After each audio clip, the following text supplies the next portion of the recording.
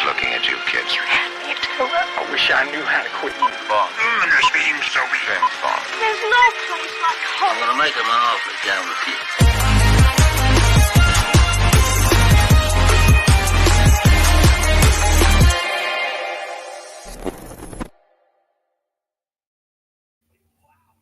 Hey, and welcome to another episode of Gone Off the Wind. This is going to be a fun one today. Should be relatively short too. We've only got about 4 things to talk about. One of them is going to take a lot of time, which is the BAFTAs, because they released the nominations. But we've also got a few other smaller ones, awards thing that came out as well. But Dan, how are you feeling? I'm pretty good. I got a nice day of rest inside me. I can't wait to talk about the BAFTA nominations because some people are kind of a little bit crazy about these BAFTA nominations. I mean, I'm not that crazy. You have to understand where it's coming from. It's British. They think differently than America. And we've also got Lewis here. Lewis, how's it going? Going pretty good. I'm with Dan. I honestly I like these BAFTA nominations for the most part. I mean, are they perfect? No, but no one really does perfect nominations. The only one who does perfect nominations are when you do your own personal awards. So I'm fine with them, and I think they're enlightening because I agree, because this is sort of showing us where the international voters are at, and that to me is fascinating because the international voters do have sway, as we have seen in the last couple of years, including last year when they single-handedly almost made All Quiet on the Western Front win Best Picture. Yeah, and I mean, the other thing I think a lot of people tend to forget when it comes to the BAFTAs is their voting system is a lot different to the Oscars, like with the whole jury system, and then because I think it's each category they only save 2 on the jury, and then all the rest gets voted on. So well, it's 3 for acting, but I think it's 2 for director. Yeah. But yeah, I mean, it's one of those ones like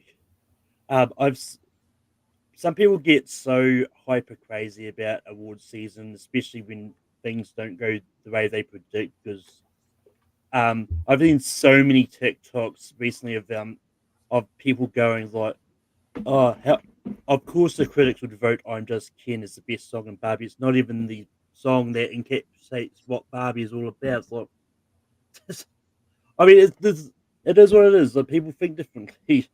Both songs are good, and both songs have been getting a lot of love in the award season. So, but with that, we're going to start off by talking about the Motion Pictures Sound Editors Awards, and the first category that's in here is Outstanding Achievement in Sound Editing, Feature Dialogue / ADR, and the nominations we have is Barbie, Killers of the Flower Moon, Maestro, Napoleon, and Oppenheimer. And Poor Things. They actually had 6 nominations here. Dan, what are your thoughts about the nominations for the ADR category? Yeah, I mean, this is these are the usual suspects. You know, it's weird. Some of these little guilds, these little like sound or editing or costumes, where I've been seeing Napoleon pop up, which was kind of interesting. But it does. I tell you what, Napoleon does have great sound because those battle sequences and those like rioting sequences, a lot of background sound and stuff. So I start thinking about Napoleon in that way, in that sense. And it really does have some really good sound. So, but otherwise than that, it's the usual suspects, you know? Yeah.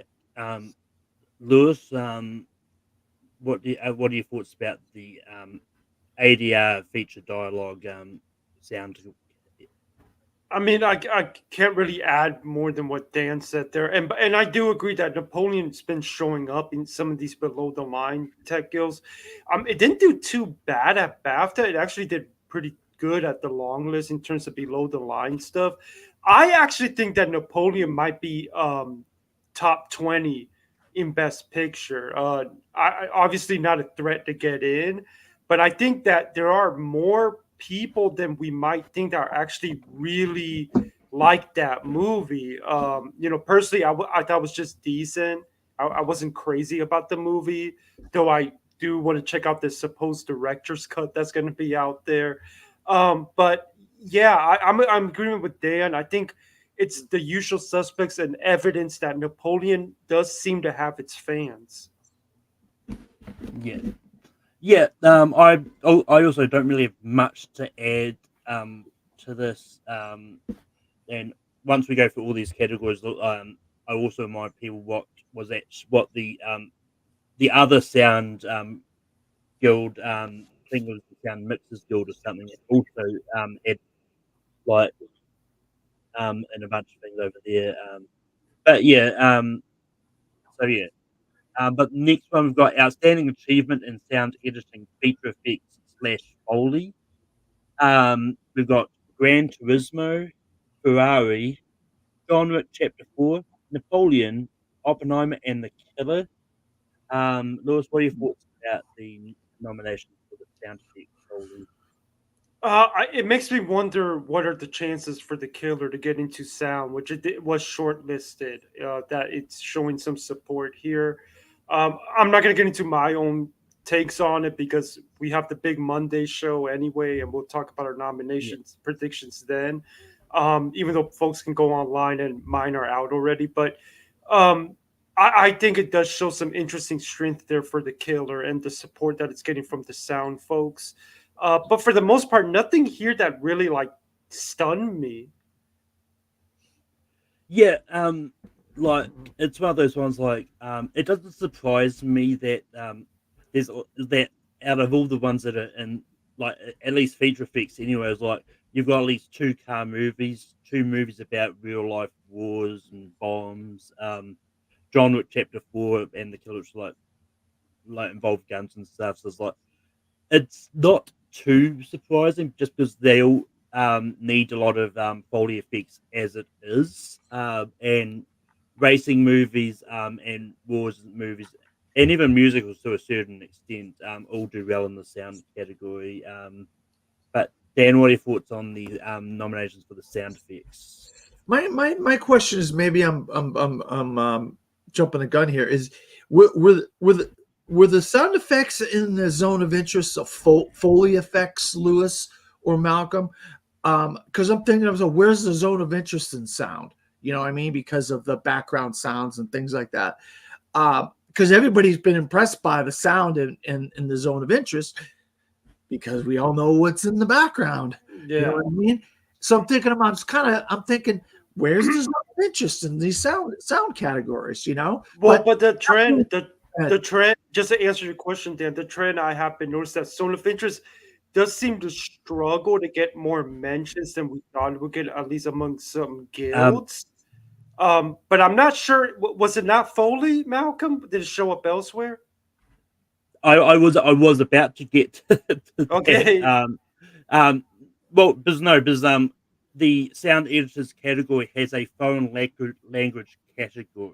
Oh, okay. Oh, I think that's yeah. what I think that happened to All Quiet last year as well with this. Oh, game, okay. now that I think about it, but yeah, I've been noticing that it hasn't been doing, even in terms of outside of sound for like production design and all that stuff, cinematography. It didn't show up as much as some people thought it would. But as we'll talk about later, obviously it did show up in various places with BAFTA. Yeah. Yeah. No, the car stuff, Malcolm, that you mentioned. Yeah. You always get these car movies because of the revving of the engines and whatnot, the background stuff like that. But I love John Wick getting in here for sound. I always said that I thought John Wick had great sound from the beginning. And the same thing with The Killer. I'm a big fan of The Killer. And I love the background, especially that fight scene with that big guy in Florida, the Florida boys. I love the sound in that. So I did like the sound in The Killer. And obviously the car movies are fantastic. But yeah, I guess I did jump the gun on Zone of Interest there.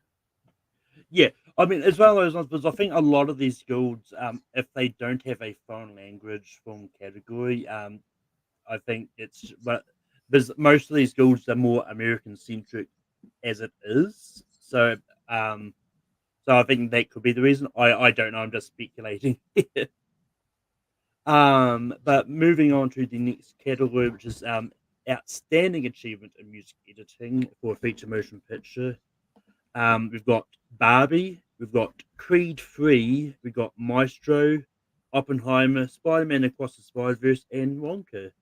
I mean, I'm glad that Wonka was getting some love. And well, once again, we'll get to that in BAFTA a bit because I'm happy about one of the nominations there. Um, but yeah, once again, a lot of these are kind of this thing. And like Usual Suspects. And yeah, and at least I think about three of these would probably have a good shot to maybe get into the sound category as it is. But Dan, what are your thoughts about the outstanding achievement in music editing? What was the one before Barbie? Barbie was the first one I see. Creed Or what 3 was was the the one second one? that came out. Creed. Creed 3 was, yeah. Yeah, I like the fact that they get a boxing movie in here because what you do is you have the background crowd cheering and jeering and that kind of stuff, and then you have the sounds of the boxing gloves and the fighting, which in this particular version of Rocky / Creed, you could really feel like you're getting hit when you're sitting in that. I don't know about Lewis when he saw the movie or not, but when you're in the audience, you feel like you're getting hit because these punches are so heavy. So that's definitely. I'll just cut you off a little bit. The category is music editing, not so much the boxing. Oh, is that what is music? Yeah, yeah. My fault, Malcolm. No, it's all good. I didn't hear you say music editing. I might not have as well. But yeah. Okay. All right. Well, never mind. Forgot what I said there. But Creed, I did like Creed a lot, though. So, Lewis, take it away. Yeah. All right. You want me to? Yeah, please do. Sorry about that, guys. I had to attend to something. No, it's all good. For outstanding achievement in music editing, we've got Barbie, Creed 3, Maestro, Oppenheimer, Spider-Man Across the Spider-Verse, and Wonka. Oh yeah, those sound right to me. It is interesting to have Creed there because I gotta admit, like, I'm not sure the music, other than obviously the classic scores that we get from the Rocky and Creed films, really stood out to me that much. But no, I'm agreeing with Dan. I mean, Creed was one of my favorites of the year. It was within top 25, if not top 20 for me of the year, and I think I think Michael, that movie deserves a little bit more love than it's getting. I know Jonathan Majors got himself into some deep water, but that shouldn't affect everybody else in the making of that movie. And I think it's ridiculous that Michael B. Jordan didn't get a first feature DGA nomination because the dude actually started to do new things with those boxing fights that we've never seen before in previous Rocky and Creed films. But yeah, everything else sounds about right. That is interesting to me that Creed got in because that's not a movie that's been performing particularly strong, and the music isn't the first thing that I think of when I think of the Creed film. Yeah, come to think of it, I'm surprised Creed 3 didn't get into the sound effects category. That's where I thought it would have turned up. But no, it's one of those ones yeah, I agree with most of these. Like, I'm glad Wonka's getting some love. And I didn't expect it to get some love here, to be honest. But then in rereading that category, I was like, oh yeah, the music editing actually makes sense for Wonka. Yeah, and actually the other thing I was going to add, we're not going to talk about this just briefly, but there's these dumped magazine dreams too, so it's looking for a new distributor as well. So Jonathan Majors did not do himself favors. But moving on to outstanding achievement in sound editing, for feature animation, we've got Elemental, Migration, Spider-Man Across the Spider-Verse, Super Mario Brothers, and that's it. Dan, what are your thoughts about the nominations for sound editing for animation? Yeah, I mean, those little usual suspects. I mean, animation usually does have decent sound anyway. You know what I mean?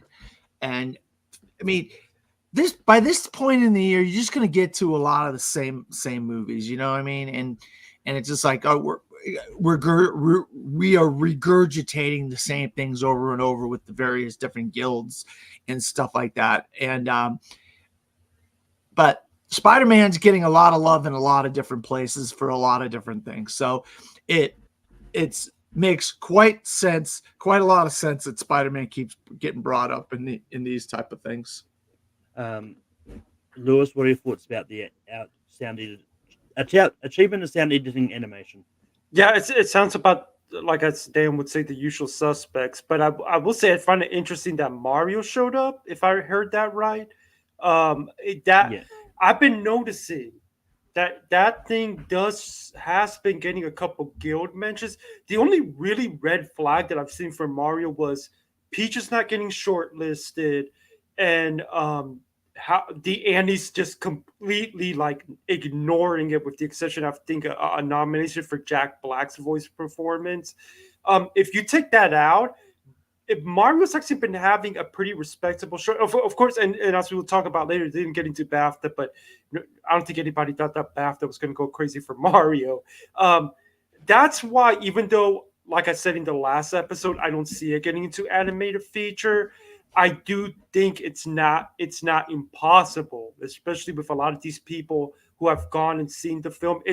We got to remember when we talk about Barbenheimer and the money that those two movies make. In between that is Mario.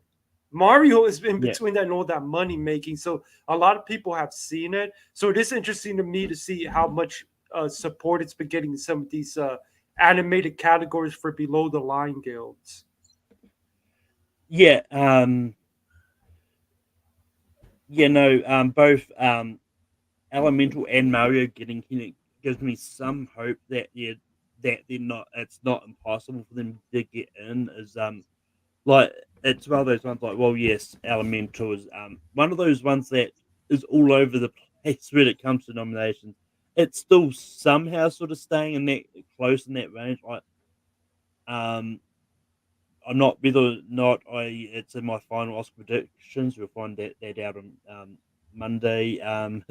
But yeah, and even like Mario, it's one of those ones that it could still get in. Like who knows? And I think with BAFTA, they only did 4 or 3 for anime. I think it was Four, 4. four, yeah, Yeah, four. so they only do 4 for animation anyway, and at least 1 or 2 of the ones that got nominated are British movies. So like, I'm not too surprised to see them there.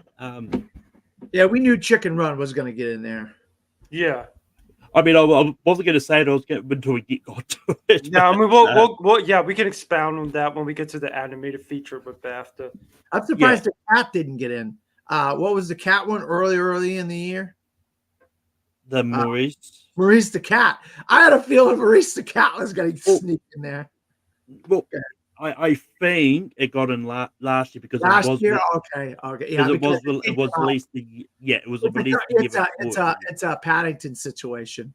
It Yeah. came out in England the year before, and then came out here this year. Yeah. But moving on to outstanding achievement in sound editing for feature documentary, the nominations we have is 32 Sounds, which I believe won the Cinema Eye Yes. Award for Yes, best it did. documentary. American Symphony, Morning and Lod, still a Michael J. Fox movie, and Taylor Swift the Eras Tour, which I'm happy to see Taylor Swift there. I don't know if I would have considered it a documentary because it's not, but the Academy didn't. well, I mean, apparently it was eligible for awards anyway. If it was, I don't know where it was. Yeah, it's eligible for Best Picture. No, I think it wasn't eligible for Best Picture. I think it was one of the ones that had an asterisk that wasn't eligible. Oh, okay. I could have sworn it Yeah. was eligible for picture. No, because it had an asterisk beside it, which means it wasn't eligible. Oh, Yeah. You gotta have so much minority people working on the set or on the production. Well, I mean, unless they didn't even. But don't forget that there's also, if you don't fill out the form, you're out. And I think there's certain people that just didn't even bother because they didn't think it was going to happen anyway. That's it. I mean, it's probably one of those ones like you can choose not to do it anyway, and I think it's one of those ones like they probably just didn't. And I don't think it would have been nominated in Best Picture even. No. But I mean, at people's choice, it was, I believe so. Yeah, but it's one of those ones. Like I will say, like the sound editing on the Aerosol is great, and I'm glad to see it here. Even though probably technically not a documentary, but then again, there wasn't really much else you could have put it in real. That's one case, Malcolm, where you saw a movie that I didn't see because I didn't see that. Yeah, I mean, the haven't one seen that it either. the one that does surprise me that did turn up here was the Michael J. Fox one, because like while it is a good documentary, I don't know if the sound was that great. Well, people, I'm telling you, Malcolm, people, we've seen it over and over again. People are just going crazy for this documentary. That's why I do not, even though I know that the documentary branch doesn't go populist a lot of times, I would not be surprised at all if it gets in Tuesday morning. Oh Plus, yeah. Nostalgia. Okay, go ahead, Malcolm. Yeah, no, I get what you're saying, and that the one I thought would have been here, because of the subject matter and all that, is 20 Days in Mariupol. Because I'm not, and yeah, there's one of those ones. Like, I'm not saying that still a Michael J. Fox movie is a bad documentary. I think it's good. I just don't know if the sound, like the actual sound editing, and that is that great on it. That's the only reason I was surprised there was here. But No, I'm in agreement with you, but we've seen this Yeah. over. If the movie's popular enough, people just end up squeezing it in places that you're like, oh, okay, that's what. All right, I guess you're gonna nominate it there. Yeah, no, but anyway, Dan, what are your thoughts about the nominations for the sound editing in a documentary? Yeah, I mean, a lot of it's the music. It's a lot of these music type of things, but also you have to clean up like a lot of those the archival footage in still Michael J. Fox, because it's probably grainy and probably those elements are probably rough, so yeah, to make those old elements, archival elements, look good and sound good, it's probably wasn't an easy task. But like American Symphony, that's a music thing, and obviously Taylor Swift, that's a music thing. So a lot of these are music centric type things, so. But yeah, I mean, it is what it is. But I do agree with you, Malcolm, on it seemed like this would be the right place for 20 Days in Mariupol. But Lewis, what are your thoughts about the nominations for sound editing in a documentary? Well, 32 Sounds makes sense to me, given what that what that documentary is about. Even though I have not gotten to watch that documentary. That documentary does feel like it's surging a little bit with the Cinema Eye win. I don't, spoiler alert, I don't think it's going to get in on Tuesday morning, but I don't have it I have it within a shouting distance. I think it's got an outside shot of surprising us. American Symphony getting in makes sense in terms of the music aspect of it, but I also think that given how much that thing is showing up places, the industry is really responding well to it. And that's why I think if it gets in, unless Still also gets in, it can end up being easily the one to beat. And Still, like I said earlier, I mean, I like the documentary, but it wasn't in my personal ballot for best doc of the year. If you asked me to list 10, it would have made it in, but I mean, everybody else is going crazy over this. Like, it's sweeping. It won best documentary with the two groups that I voted: Central Florida and Puerto Rico. Those are two different types of demographics that I'm in those groups, and that just goes to show you the universality of that film and how popular it is. So it is interesting to me that even though this, I understand your argument then about cleaning up the audio, but to me that just shows the strength of that documentary. If it gets in on Tuesday, that one is going to be hard to beat. But we'll get into that eventually down the road when we talk documentary feature. Let me just comment on that real quick.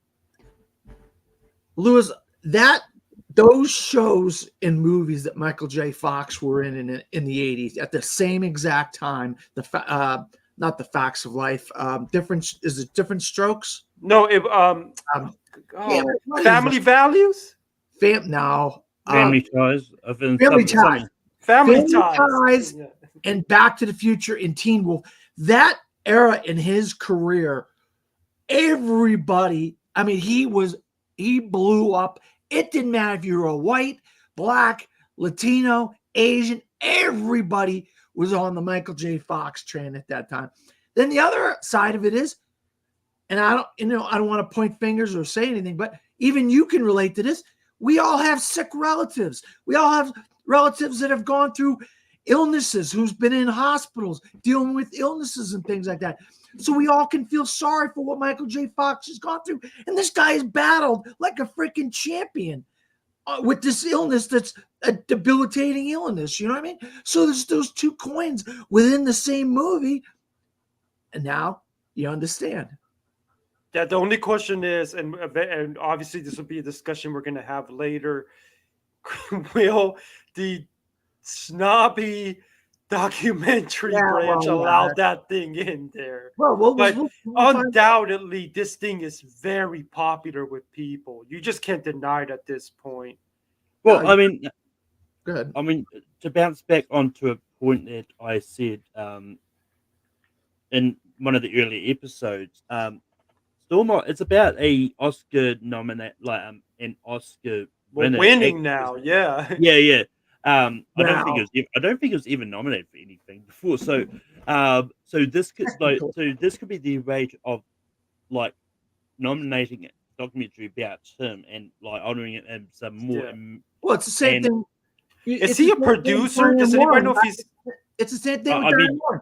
Yeah, both of these people have honorary Oscars. They're not real Oscars, but both of them could win a real Oscar.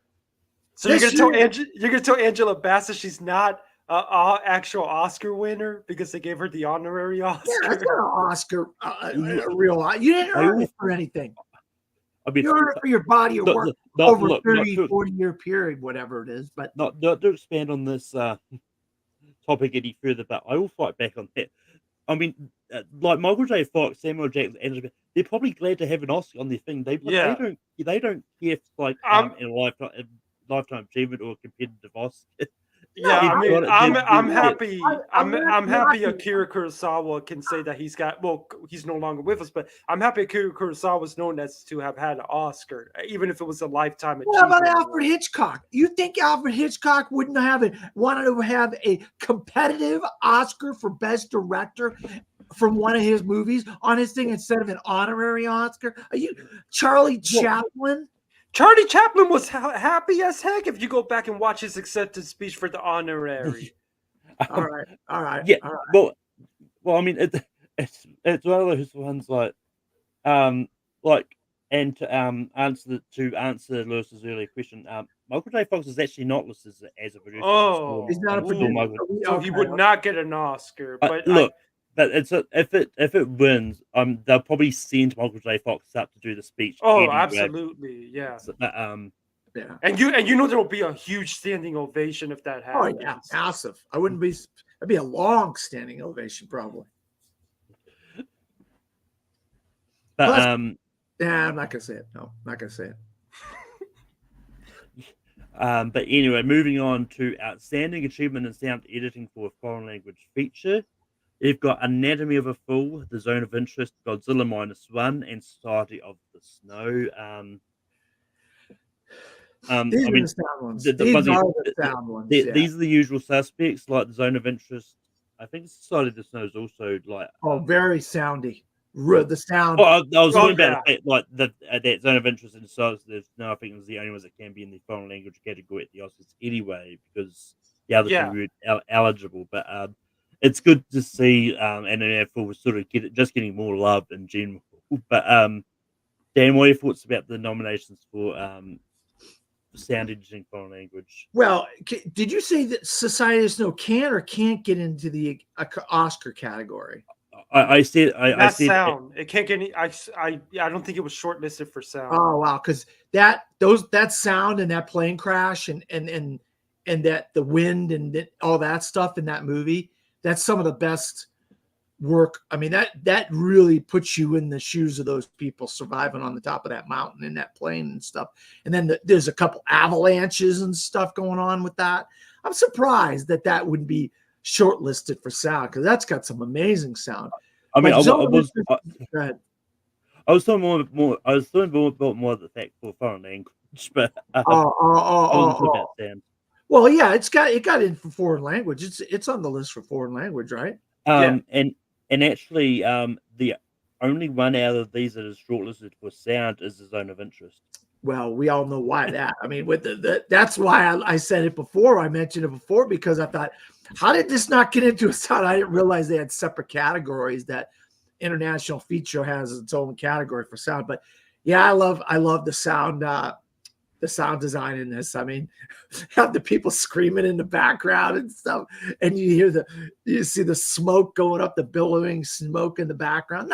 Not trying to throw shed light or shade on the fact what happened to those people during that time. But that's some ingenious sound work and editing and camera work by Jonathan Glazer and his crew. I'll tell you. But I know, obviously, anytime you have a big monster movie, they have the background screaming and the buildings falling and stuff. You got to have that stuff done right, or it doesn't even come across very good. Because they've done some bad Godzilla movies in the past. It's like, dang, man, these things stink. And all that kind of stuff stinks too. So, but I know this guy right here is a big -1 fan. Yeah, I mean, it's one of those ones I wouldn't be surprised if Godzilla -1 was just a little bit too late to even get considered for the shortlist. Yeah.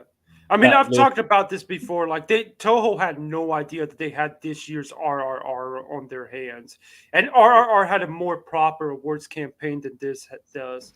And obviously, eventually down the road, we'll talk about its VFX changes, which I'm not feeling too good on, but you never know. Yeah, I mean, I'm happy to see -1 here. I think it hopefully gives it a potential shot to still get into VFX, given that sometimes sound and editing and VFX and those texts can kind of cross over with each other in terms of, obviously not in terms of the branches, but in terms of sometimes when we see what can get in where. So like how editing and sound can sometimes give you a signal of what's going to win editing and stuff like that. But yeah, the work on -1 is incredible. Like the way that they were able to get Godzilla to sound the way he's supposed to sound, the when you could hear him coming down the street, the water when they have the big fight with him at the end with the boats. Zone of Interest, one of the best sound work of the year. I agree with Dan on that. It was on my personal ballot as well. It would be a shame if it doesn't get into Oscar for sound. It's just incredible the work that they did there to really make you hear what was going on in the background. The fact that you're watching these people have a regular life, and meanwhile in the background there's atrocities going on. So yeah, that doesn't. And Society of the Snow, that's another one that I feel is getting caught onto a little too late, because I feel like there's momentum there, but it just feels too little too late. It's still I think going to show up in international. Like it's still going to have a presence. It's not going to be like Godzilla where it's one category or bust. Like I can see a world where Society of the Snow gets into one or two texts at the Oscars. But it does feel like had they come out with this like they did with All Quiet at Toronto, let's say, I do wonder if this would be closer to the Best Picture race than it is at the moment, because people have really been responding to this film. I just got two things real quick, Malcolm, to say on it. Number one, RRR came out in June, and it had all those months to build up a thing. Number two, anybody that had a Netflix account, a press account, could have requested Society of the Snow early December, like I did. Watch it and watch it again and again, because it stayed in your account for an entire month. You could have watched it multiple times. So any critic worth their salt that wanted to see Society of the Snow could have got it. Malcolm? Yeah. Sorry. Yeah, but I'm saying that for the industry voters, they probably didn't catch on to the movie till like it actually started showing up on Netflix. Whereas for us, we got to see it a little bit earlier than those folks did. What I was about to say is because I did actually get up the shortlists, and Society of the Snow did get on some of the shortlists. So they did. So they Oscar voters definitely did see it. Makeup. Yeah, Makeup, score, VFX. Score was the other one that VFX. All right, well that's good then. And the last thing I'll say about the sound category in general is also like Barbie, Maestro, Oppenheimer, Killers of Flower Moon, and Throw, which are all on the shortlist for sound, were also nominated by the Cinema Audio Society for sound mixing as well. So those five could be the five. I'm not going to be hesitant or like possible, but it's like it's one of those ones where sound category combines both mixing and editing. So the fact that those five are also nominated by the mixing branch probably puts them at the top of the pack for me. But yeah. And you always say, Malcolm, racing cars seems like it always gets into sound. Well, I mean, yeah, there's at least one of them there. Ferrari. I would have loved to see Gran Turismo get some more love. I love Gran Turismo. Yeah. And I mean, it's one of those ones. I think the sound mixing was really good in it too. I don't. But it's just sad that it A didn't get on the shortlist for sound, and B didn't get a lot of. Only got love for like Foley effects, but yeah. But moving on to visual effects, outstanding visual effects in a photoreal feature. Dungeons and Dragons: Honor Among Thieves, Guardians of the Galaxy Volume 3, Indiana Jones and the Dial of Destiny, Oppenheimer and The Creator. Oppenheimer obviously can't be nominated in this in the category because the Oscars weirdly did not put it on the short list. Or Dungeons and Dragons. These are the five. These are the five that should be the five nominees for best visual effects. Well, I mean, I know. Lewis would say -1, but I mean, these all would be good nominees, and it isn't wild that Oppenheimer is in the conversation, and that Dungeons and Dragons isn't in the conversation either. It's ridiculous. These are Dungeons and Dragons got amazing visual effects. Well, I mean, it's one of those ones like I'm not saying that they're not amazing. Like when that listed 20 on the shortlist before the shortlist, like there's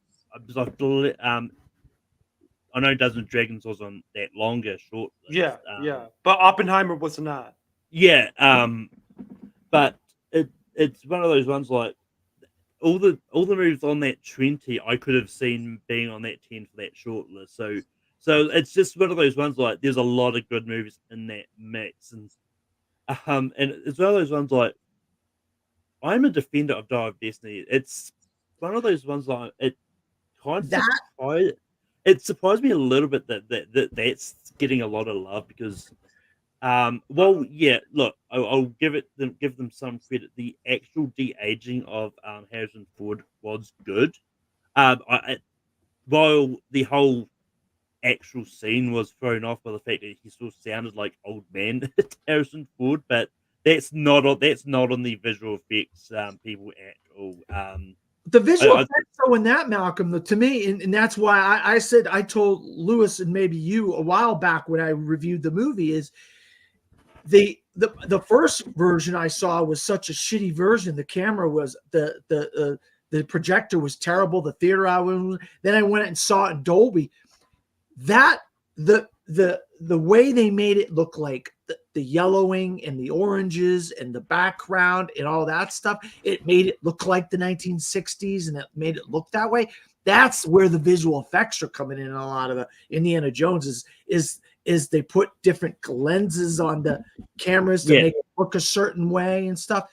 And it really did look, I've always said all along, I always thought Indiana Jones looked really good looking. Anyway, Dan, what are your thoughts on the nominations and visual effects for a photo reel? Well, no, I mean, I just wanted to say that about Indiana Jones. I wanted to defend that as much as you did.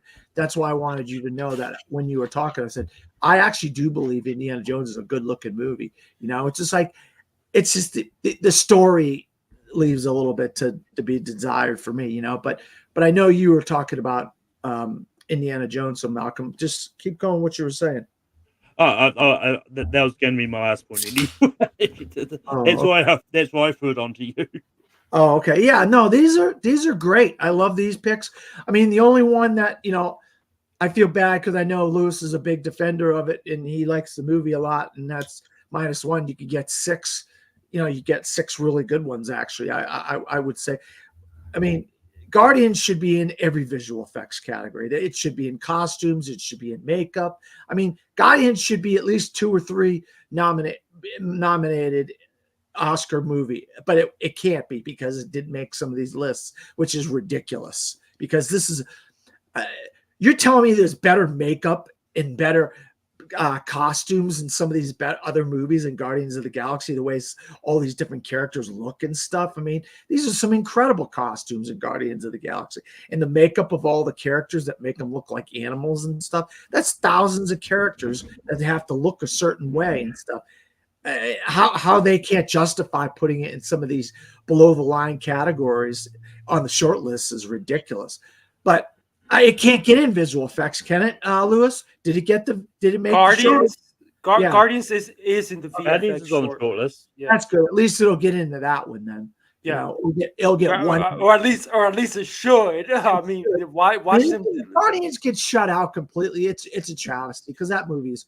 I mean, it's like John Wick Chapter 4 getting shut out of so many of these short lists and so many. It's ridiculous what they think of these movies. Like, it's an action movie, so it shouldn't be considered for. It's far and away the best superhero movie of the year, in my opinion. Yeah, and then absolutely. And there's so much of crafts that go into this movie that are amazing, but other than that, I kind of mentioned most of the ones.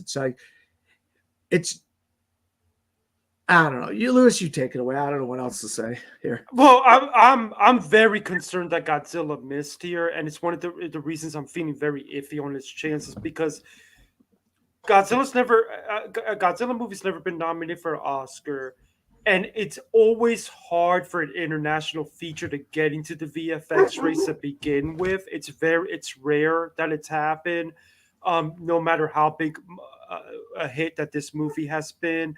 And it's the branches, and sometimes these branches get very clicky. And it's not like that's probably plays a part as well. I wouldn't say it still can't make it in, because look at the 5 nominees. Dungeons isn't in the short list. Oppenheimer's in the short list. So there's still hope for it to squeeze in there among other contenders. It is a red flag also that Poor Things didn't get in here. Oh, can I just say one thing about Poor Things? I want to balk at the fact that these soundstage movies where what do they call the Mandalorian and Ant-Man? What were they filmed? They're called what's what's that stage called? I don't know. I don't know what it's called, but it's got a name. It's got a name. The stage that they film on, and they create these backgrounds. I don't think that's genuine visual effects when you put these movies on a soundstage and have a background of space or some weird crazy like vista or sunset or something like that in the background. To me, that's not visual effects. That's not true visual effects. When you create someone sits on a computer, creates a background, puts it on a giant screen, and then you have the sets and the actors in front of that. Now, that's not visual effects. That might be why it may struggle to get volume, in. It didn't get here because it's called the volume. Okay, well, that might be like there are people in the VFX branch that may just have your exact same point of view, Dan, and that might be why it might be struggling to get in there. I will say I'm not as shocked as others about Indiana Jones because I've been having a feeling about it. In fact, I grabbed it at 100-1 at Gold Derby, and if it might end up paying off big time on Tuesday. I just have this thing where they historically are suckers for that de-aging, and the aging in this movie is really good. And I'm in agreement with Malcolm that I actually like this movie a lot more than a lot of other people did. And to me, this is a potentially good sign for it to sneak into VFX. But yeah, but that's my big takeaway though, is that this VFX race this year is so wild. I mean, like, you would think Oppenheimer would run away with it. It's not even in the conversation. Oppenheimer didn't even get into VFX at BAFTA. So clearly, there's something about the practical effects that the VFX branch has something against, because there's so many practical effects in Oppenheimer. And then on top of that, you have a situation where Godzilla minus one might not get in, and it's the current regional leader in critics wins for VFX. And then Dungeons and Dragons is not in the conversation, and a lot of people love the special effects in Dungeons and Dragons. This VFX race this year is just it feels so nonsensical that I this race could go so many ways from here until Oscar night. It's going to the cinema. It's going to the documentary group where you don't know what the hell's going to happen. You're going to be, what is going on with these VFX people? You know, just like we do with the docs branch. Well, I mean, but sorry about that, Malcolm. But I just want to make this final point because I kept thinking about it while we were talking about these categories. The fact that they're still very cliquey about the practical effects stuff with Oppenheimer, but it still showed up here. Once again, as we've been saying all season, just goes to show the strength of the movie, that even though it's not shortlisted, even though there's a bias against the fact it uses so many practical effects, it still was able to show up here, which goes to show you the strength. And it'll be very interesting when they hold their awards if Oppenheimer can actually pull this off. If Oppenheimer actually pulls this off when they hold their awards, even though it's a, you know, it's not a BAFTA thing, it's not an Oscar thing with visual effects, that would be a massive sign how much support that movie has. Yeah, I mean, and the last thing I was going to say is, typically with visual effects, you do get a few, if not it's mostly like the big franchisee movies anyway. So Indiana Jones and Guardians of the Galaxy Volume 3, I do see getting in, and just because it's on the short list and it got nominated here, I do see the creator getting in as well. And at this point, I would argue the creator might be the favorite for the Oscar. I mean, I don't know. I mean, I'd actually argue. I think Guardians of the Galaxy Volume 3 is the visual effects is better than the creator personally.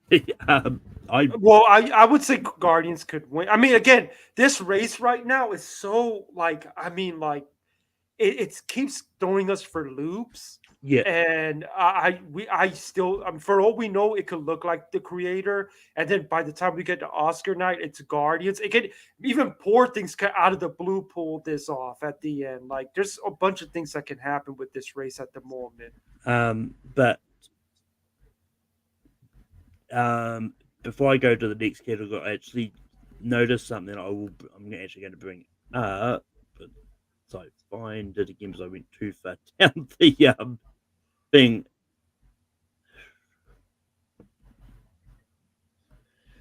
Yeah, I love the visual effects of the creator. Look, yeah, just going down this list of stuff they have in the nominations for visual effects. Like, they've got a lot of random categories, and there's like outstanding created environment and a photoreal feature. Hey, whoa! Hey, hold on. Can you say the nominees for that, Malcolm? Because that might be a potential sign of what might show strength with production design. Because that's basically a form of production design. Yeah. So, outstanding created environment and photoreal feature. You've got Guardians of the Galaxy Volume 3, Dial of Destiny, the Dial of Destiny for the underwater wreck environment, John Wick Chapter 4 for the Place de l'Étoile, and The Creator, which is for the floating village. I'm telling you, well, that only makes me feel stronger about the fact that I'm not predicting it, but I do think there's an outside shot the creator surprises us and gets into production design. It's a good looking movie, I'll tell you that. But the category that I was looking for, which is going to give Lewis a little bit of hope that Godzilla -1 could Yeah, take I one of know those. what you're talking about. But outstanding animated character in a photoreal feature. We've got Aquaman: The Lost Kingdom for Topo the Octopus, Godzilla -1 for all the humans. No, Godzilla, of course. Guardians of the Galaxy Volume 3 for Rocket, and Wonka for the for Oompa Loompa. So yeah. So the fact that it got at least one nomination in Yeah. here gives me hope that we probably will see it taking one of those spots that It could, and again, out of the 5 nominees for the big one, 2 of them aren't even the Oscar shortlist, which gives room for something to sneak in there. yeah. And and that makes sense to me because the special effects in -1 are strongest with Godzilla.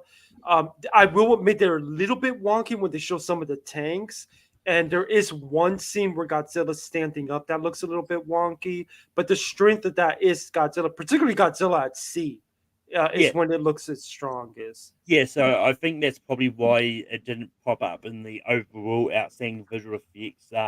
Just because it is. I mean, from what I gather, it's probably mostly Godzilla anyway.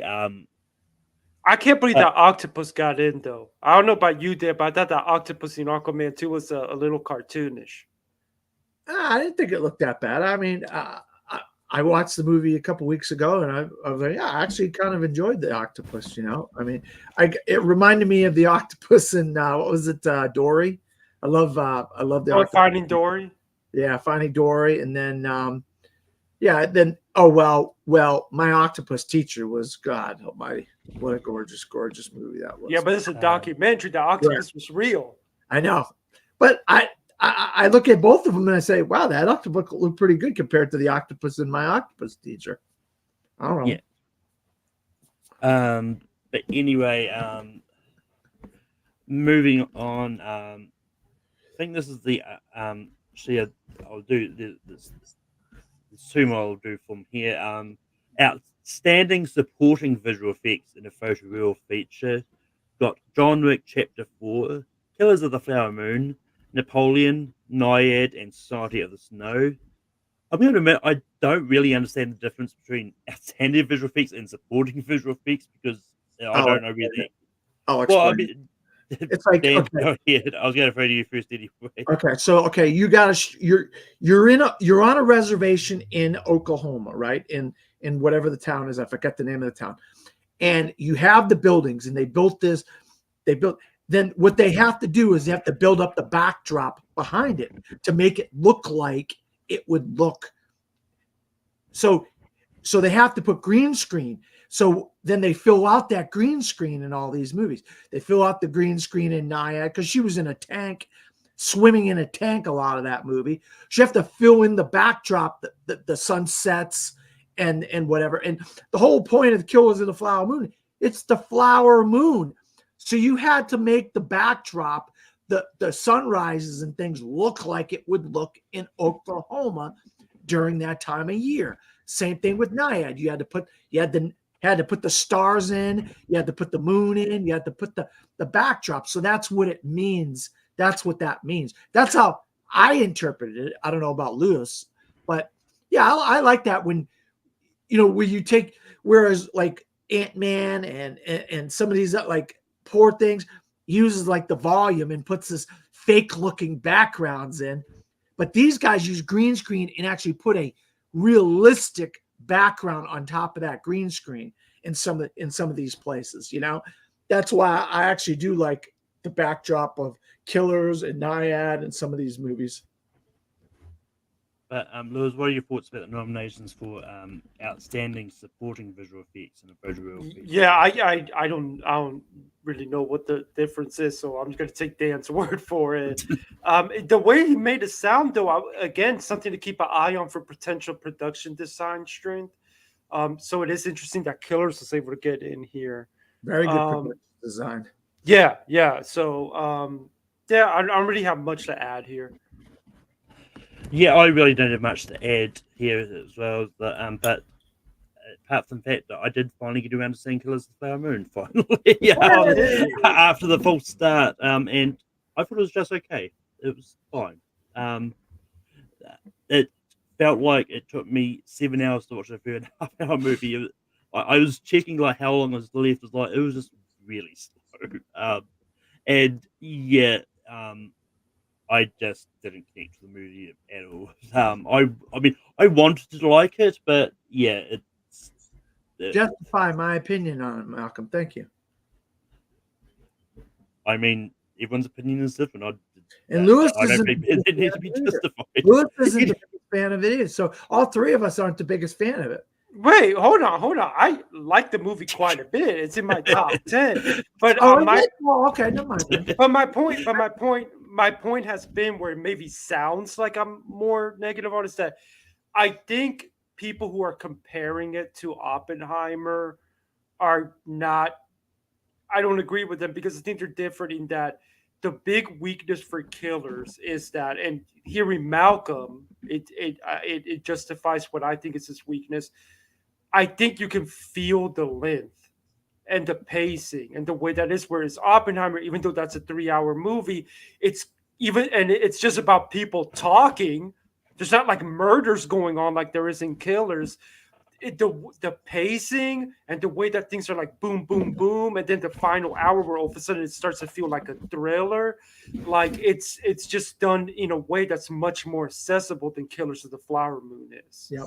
Yeah, I mean, and that's the thing. Like, you'd think a movie that's got murders in it is going to be more sort of interesting than what it was, but it is what it is. That second hour really drags, doesn't it, Malcolm? Didn't that second hour really drag? Yeah, I mean, look, it's one of those movies that, well, I get it. They wanted to make sure they put as much of that book in there as possible.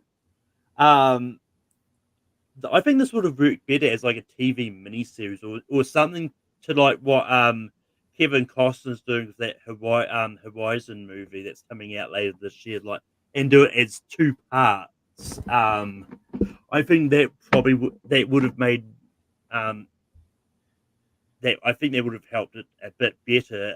And the people that have talked about it, Malcolm, say that they split The Irishman into 3 or 4 parts, and it makes perfect miniseries, The Irishman. Yeah, but it'd be interesting because I do wonder, because there has been a lot of discussion around Killers being too long, where I don't really feel like that discussion's around for Oppenheimer because of the pacing of that film. I do wonder if there's going to be like a big stunning snub. And I know, we're talking about a legendary editor behind this, but Schoonmaker. Yes, absolute legend. But I've heard so many complaints about the pacing of that film that I wouldn't be completely surprised. I'd be surprised, but I wouldn't be completely shocked if there was like this big editing snub on Tuesday morning for the film. Yeah. But moving on, the last thing I'll bring up is outstanding visual effects in an animated feature. You've got Chicken Run: Dawn of the Nugget, Elemental, Nimona, Spider-Man: Cross the Spider-Verse, and Teenage Mutant Ninja Turtles: Mutant Mayhem. A lot of these are some of the heavy favorites of the animated category. This sort of gives a little bit more hope for Elemental that it's still at least getting some love. So it's looking like, if anything, that's going to be the animated movie that Disney movie that's going to get in. Mm-hmm. And I still don't want to believe Chicken Run: Dawn of the Nugget is going to be a thing. But Dan, what are your thoughts on animated visual effects? Well, I mean, you want to talk about a movie that looks great because you know what it is. It's stop motion animation, puppets, and clay pigeons and stuff like that. And what they do with the backdrop of that movie. I love what they did with. I'm a champion of Chicken Run: Dawn of the Nugget. I know a lot of people aren't, but and then also the whole painting and all that kind of stuff, the backdrops of Teenage Mutant Ninja Turtles. And I know everybody in the Brothers is going to talk about Spider-Man. It does have really good backdrops and that sort of stuff and animation and visuals like that. But something about it if the first movie and this one, it just rubbed me the wrong way. The animation style just rubbed me the wrong way, but it's just me. But these are really good. And then Pixar, you know, their movies always look good, you know, so you can't really knock Pixar. And just to quickly bounce on your point, it's like it's not the fact that the stop motion that I don't like. It's like there's I wasn't a big fan of the first chicken one, but I think the stop motion was better on the first chicken one than the sequel. Oh, So yeah, but Lewis, what are your thoughts about the nominations for visual effects in an animated feature? Yeah, it could be a potential sign if Chicken Run is able to squeeze in there, even though I currently doubt that it's going to get in there. Elemental, look, I've said it, like, I think a lot of people are way overreacting to the Annie miss. Like, yeah, that was a big, like, eye-popping thing, but it got 6 nominations. It very likely was the 6th film just outside of the 5. Elemental has bounced back into PGA. We'll talk about it later. It got into BAFTA. Like, you know, it's still doing what I think it's got to do to get in. Teenage Mutant Ninja Turtles is arguably more borderline, but it has been making it in everywhere. I think that movie is just really popular, and I think rightfully so, because I think it's a really good movie. But yeah, and you know, the big question is going to be on Tuesday morning. Now that we're talking about Visual Effects Society, will Spider-Man get into visual effects? I have my doubts, but I don't think it's completely not impossible. I don't think it's completely impossible. And if we're looking at potential signs of a surprise that sneaks into Best Picture, if Spider-Verse is going to do it, you're going to need to see signs of not just getting to score, but also getting into song, getting into VFX. So it's going to be very interesting on Tuesday to see if it can get into VFX, if it really is that strong. But yeah, nothing here. You know, everything here sounds about right to me. And that Chicken Little mention does make me wonder if it could squeeze in. Yeah, I said it earlier. Like, if like, once again, I said this on an earlier episode. If Chicken Run Drawn the Nugget does get in, that will be the equivalent of like, a career Oscar for like the acting grunt anyway, because it's been a long running theory that the whole reason the animated category was created was because of the first Chicken Run back in 2000.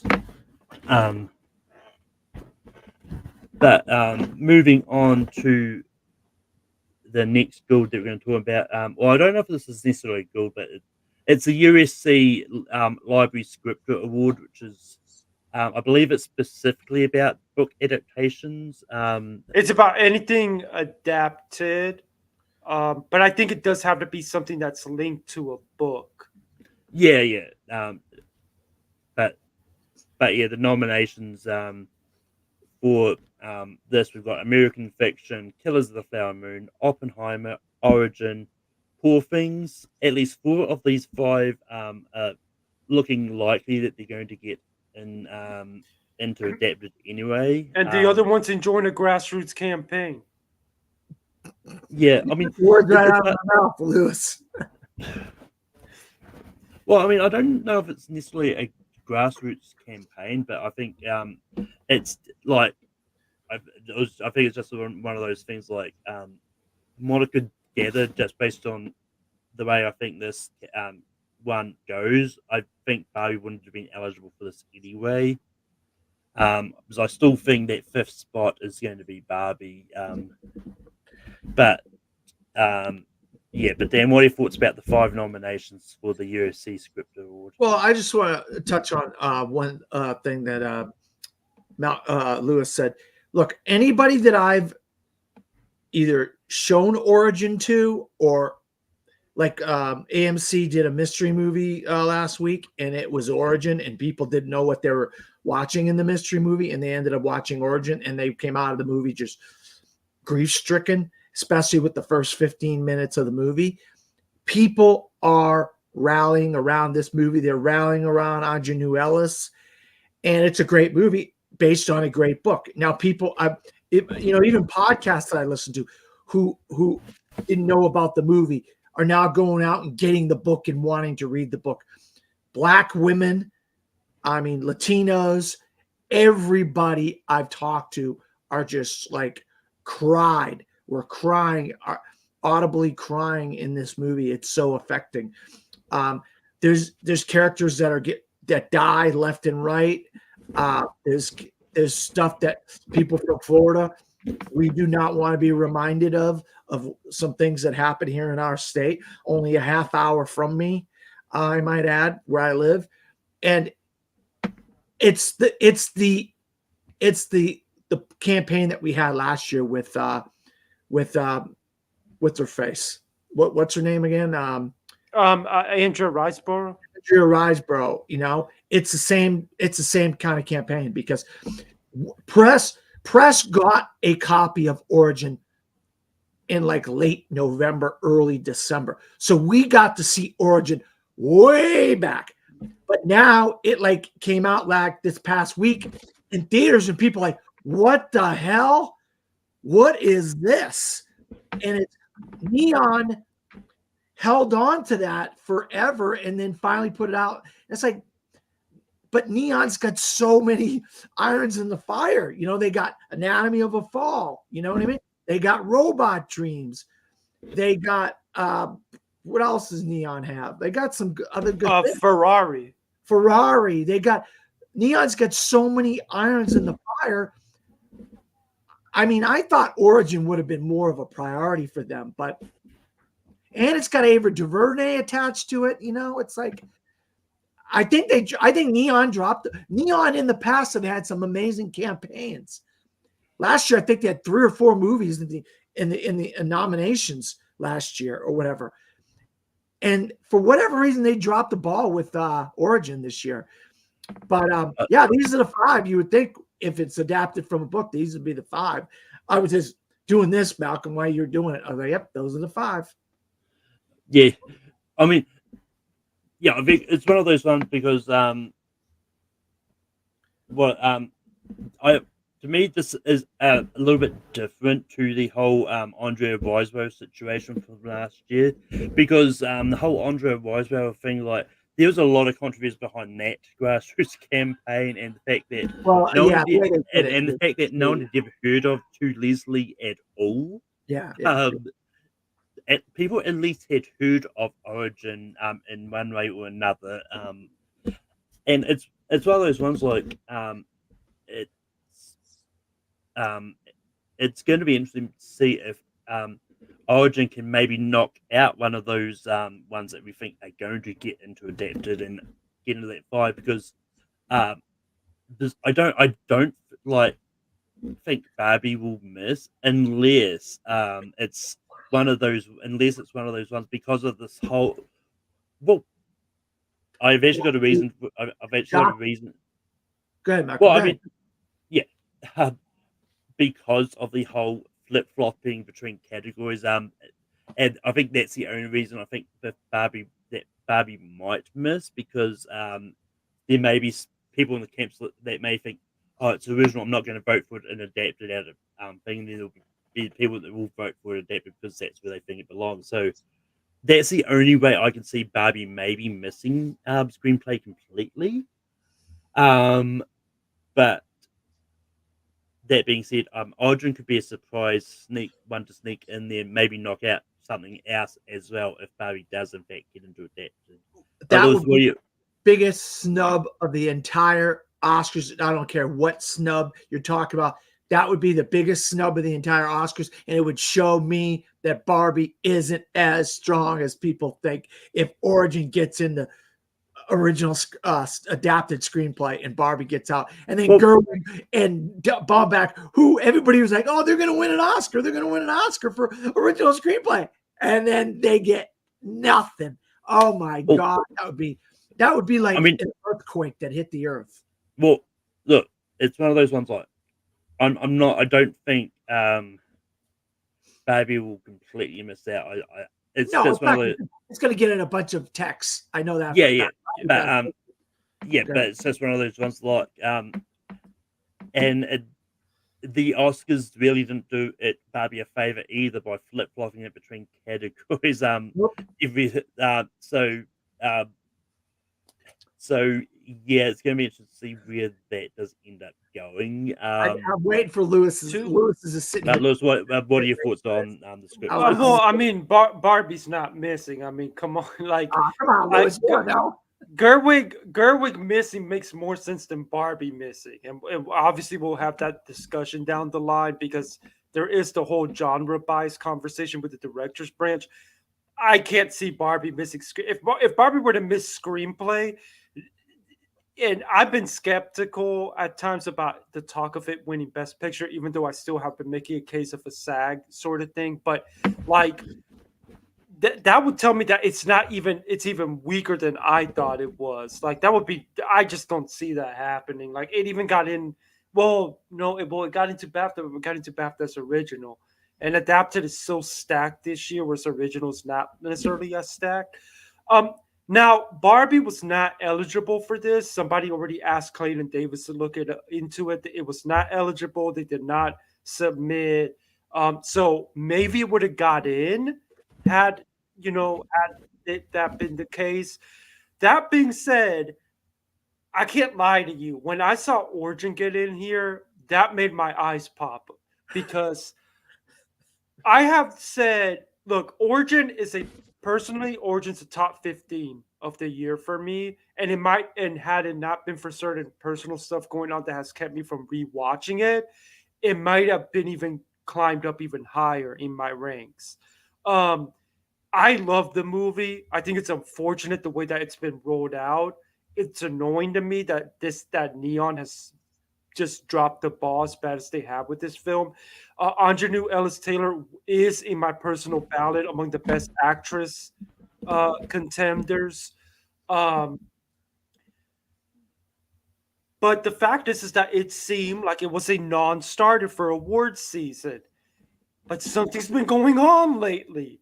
I looked up to see the names attached that have been pushing this movie and screening this movie to people. Didn't Nicole Kidman have a screening or something? I got names right here. Ben Affleck, Guillermo del Toro, J.J. Abrams, Regina King, Angelina Jolie, Cher, Lin-Manuel Miranda, and of course, the big one, Frances Fisher, who was the one running the whole Get Andrea Riseborough stuff going on last year. She is back trying to mess with our Oscar predictions. Now, I want to make it clear. I don't think Origin's going to get in anywhere. Spoiler alert for Monday's show. But I did finally pull the trigger and put Origin as on the bubble for potential Best Picture. The support and push that is being said for this movie. And Clayton Davis, in his article where he always talks about after voting is closed, the conversations he's had with voters, he said that voters have mentioned this film. Not enough for him to start predicting it, but to the point that you don't want to be completely shocked. He even said that there's a potential that it becomes the first movie since I think it's the Oxbow incident. Yeah, to just get him for Best Picture and nothing else. Now, again, I have my doubts, but when you see it pop up here and when you see the kind of names that are pushing this movie, I can't help but think it's unlikely, but I don't want to say it's impossible. At this point, I would be less surprised if it got into Best Picture than if Air or Iron Claw got in, given how much those movies have fallen of late. So that's the big takeaway from me, because all the other four, there's not surprises. They're in, but for Origin to get in here tells me that grassroots campaign is real. It's building, but it's too little too late. Yeah, Neon might have waited a little bit too long to pull the trigger on this one. Well, I mean, look, it could be worse. You could live in New Zealand and still Yeah. waiting for the Color Purple to be released in theaters. Yeah, we that's the one thing, Malcolm, we will have to take a grain of salt on, is like we wait sometimes in our country a little bit longer than we want because our patience level. But then we would really hate it if we lived in some of these other countries like New Zealand, when you guys frickin' take months and months and months to get stuff. So Well, I mean, we have to understand. well, I mean, the annoying thing is, for me, it's mostly the ones that have a higher Oscar chance that we don't get until at least the start of of this year. Like the Holdovers only just released. Would have been last couple of weeks ago, either last week or the week before. Did you finally see it? And that's a Christmas movie. I haven't got around to actually. I haven't got around to seeing God. it. That's I mean, a Christmas movie, and they made them wait until after Christmas. And the Iron Claw is still to come out here, and that's next week for me. But it is what it is. I forgot the point I was going to say, but Right. I mean, no, that's one of those ones like at least in this case with the whole grassroots campaign and that, like, it's as long as there's respecting the new rules that the Oscars put in place for the grassroots campaigns, because I believe that they can't do screenings while the voting's going on and all that. Well, I believe what it is that you're not allowed to mention other contenders on social media, which was the big controversy last year. And Yeah. if there might be an issue with screenings, but given the names involved that are involved in the screening, I would guess that this is like an actual targeted campaign. Going on as well. Like this is grassroots to an extent, but I also wouldn't be surprised if Neon is sort of like, okay, you guys are picking up the heavy load for us. We'll help you out a little. Well, I mean, it's probably just a case of the only reason they didn't release it earlier, and I'm going to go to this point that we've made a few other times. I think it might have been partly because of the strikes as well. I think they was like, well, we don't want to release it. Yeah, because like you said, you got it about start of November, the screening. We got it at the end of November, early December, but it played at TIFF. It was at Toronto. Yeah, it did. And it had some good word of mouth coming out of TIFF. Yeah. Oh yeah, a lot of people were talking about it out of Toronto. They're like, "Oh boy, is this going to be the surprise movie?" And then nothing. It was crickets from Neon until we got the Neon book in the mail, and everybody was like, "Holy crap, this movie's incredible!" Especially people from Florida. You know, their jaws at the floor for the first 15 minutes of the movie. Because the Neon book is basically the only reason that we know we've seen this movie, Dan. Yeah. Like if it weren't for Neon, I would have had to I think it's just starting to come out the wide release. We would have went to the mystery movie and saw it on whatever day it was last week. Yeah. So just very quickly, like with the AMPA's rules now, like they officially recognize private events and gatherings of members, but how they don't recognize them as official FYC events, so companies are forbidden from funding, organizing, or endorsing them. Oh, okay. So if I were an Academy member and I want to push a movie, I'm allowed to do it, but I cannot get any funding. Yeah. Okay, so forget what I just said about Neon maybe helping out. This is completely grassroots. They have to do it themselves and everything. Well, they have to get the movie somehow, though, Lewis. Leon's gonna have to provide a copy of the movie. They get screeners from the stuff, so they can just do the screener and not be like a formal, Oh, okay. Yeah, that's been like those actors are funding it themselves and going setting up a cinema to go show this movie. It's pretty much no different than like when we get screeners and this happens. We show it to family and friends, even though technically they're screeners for us. It's like that. And there's definitely a lot more to it. There's I remember covering it when they first changed the rules after all that Andrew Riseborough stuff because Yeah, like I know for a fact you're not allowed to mention other contenders on social media. Oh yeah. And I think it's also one of those ones because I think there is something about them not being allowed to do it while the voting is currently underway. I think they have to Yeah. stop all that because their show is like influencing the voting. But Well, we're gonna find out. We're gonna find out Tuesday how good that grassroots campaign is. We're gonna find out.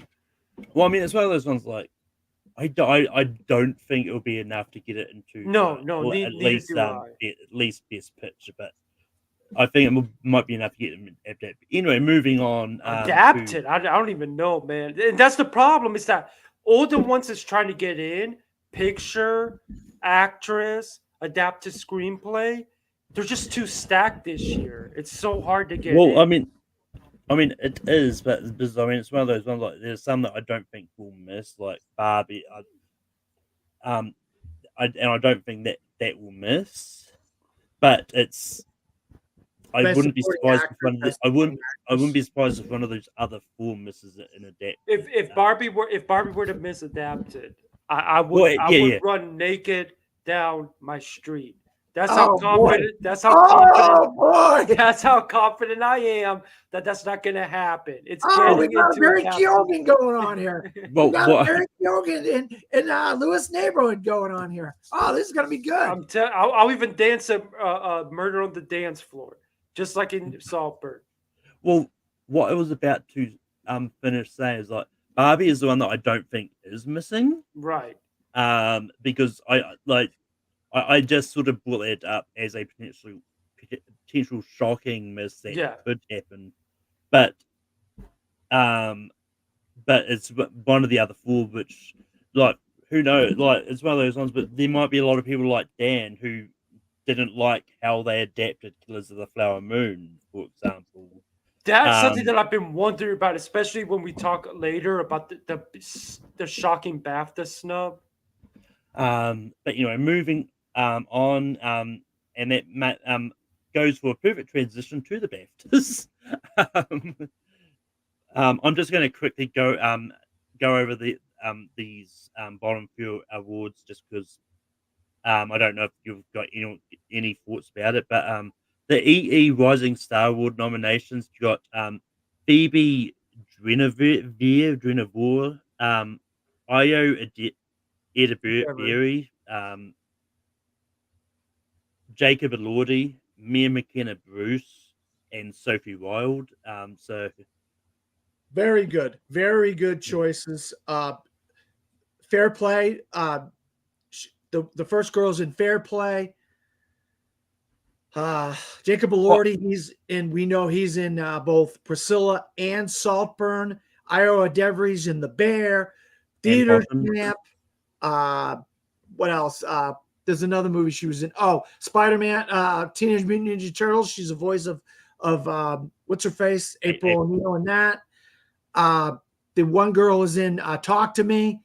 The second to last girl, oh God, I can't remember what she's in. But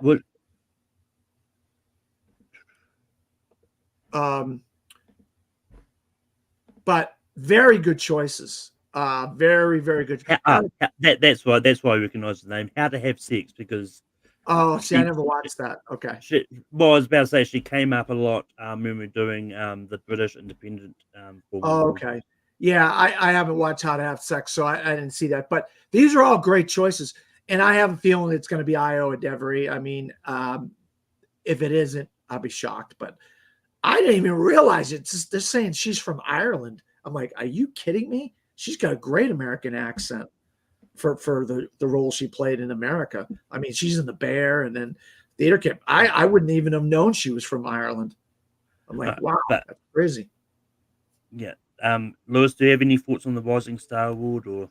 Not really. I know that this is apparently voted on by the public. So to me, it's probably going to be between Lordy and God. I always have a hard time saying her name too.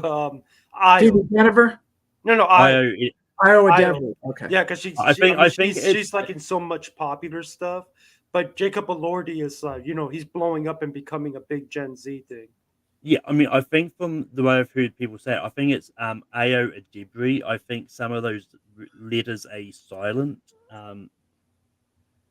Best British short film. I don't expect any of you to have heard of, so I'm just going to say it. But Festival Slaps, Gawker, Jellyfish and Lobster, Such a Lovely Day in Yellow. And then Best British Short Animation. You've got Crab Day, Visible Mending, and Wild Summon. So good on them. I probably not going to watch this. Right, but moving on to outstanding debut by a British writer, director, or producer. You've got Blue Bag Life, Bobby Wine, the People's President, Earth Mama, and How to Have Sex. And is there anybody out there? Dan, what are your thoughts for the nominations for outstanding debut by a British writer, director, or producer? Yeah, I mean, these are a couple. Bobby Wine I've seen. Obviously, I haven't seen How to Have Sex.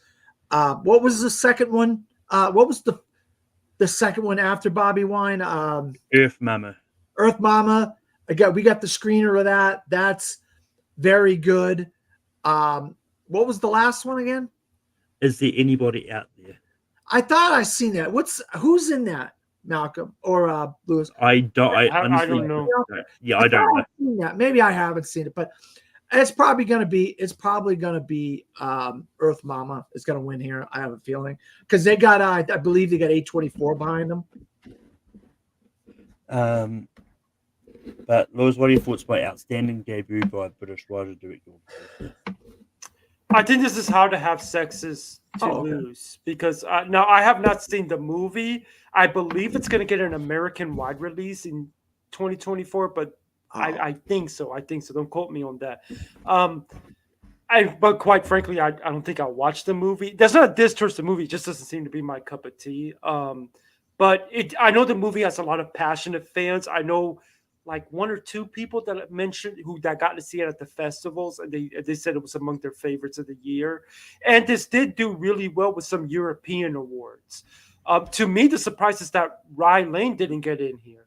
Yeah, that was very surprising to me and unfortunate given how well it did otherwise in terms of getting, I think, into two categories. Massive categories it got into in BAFTA. Yeah. So, but yeah, I think this is How to Have Sex is to lose. There's a lot of passion behind that movie.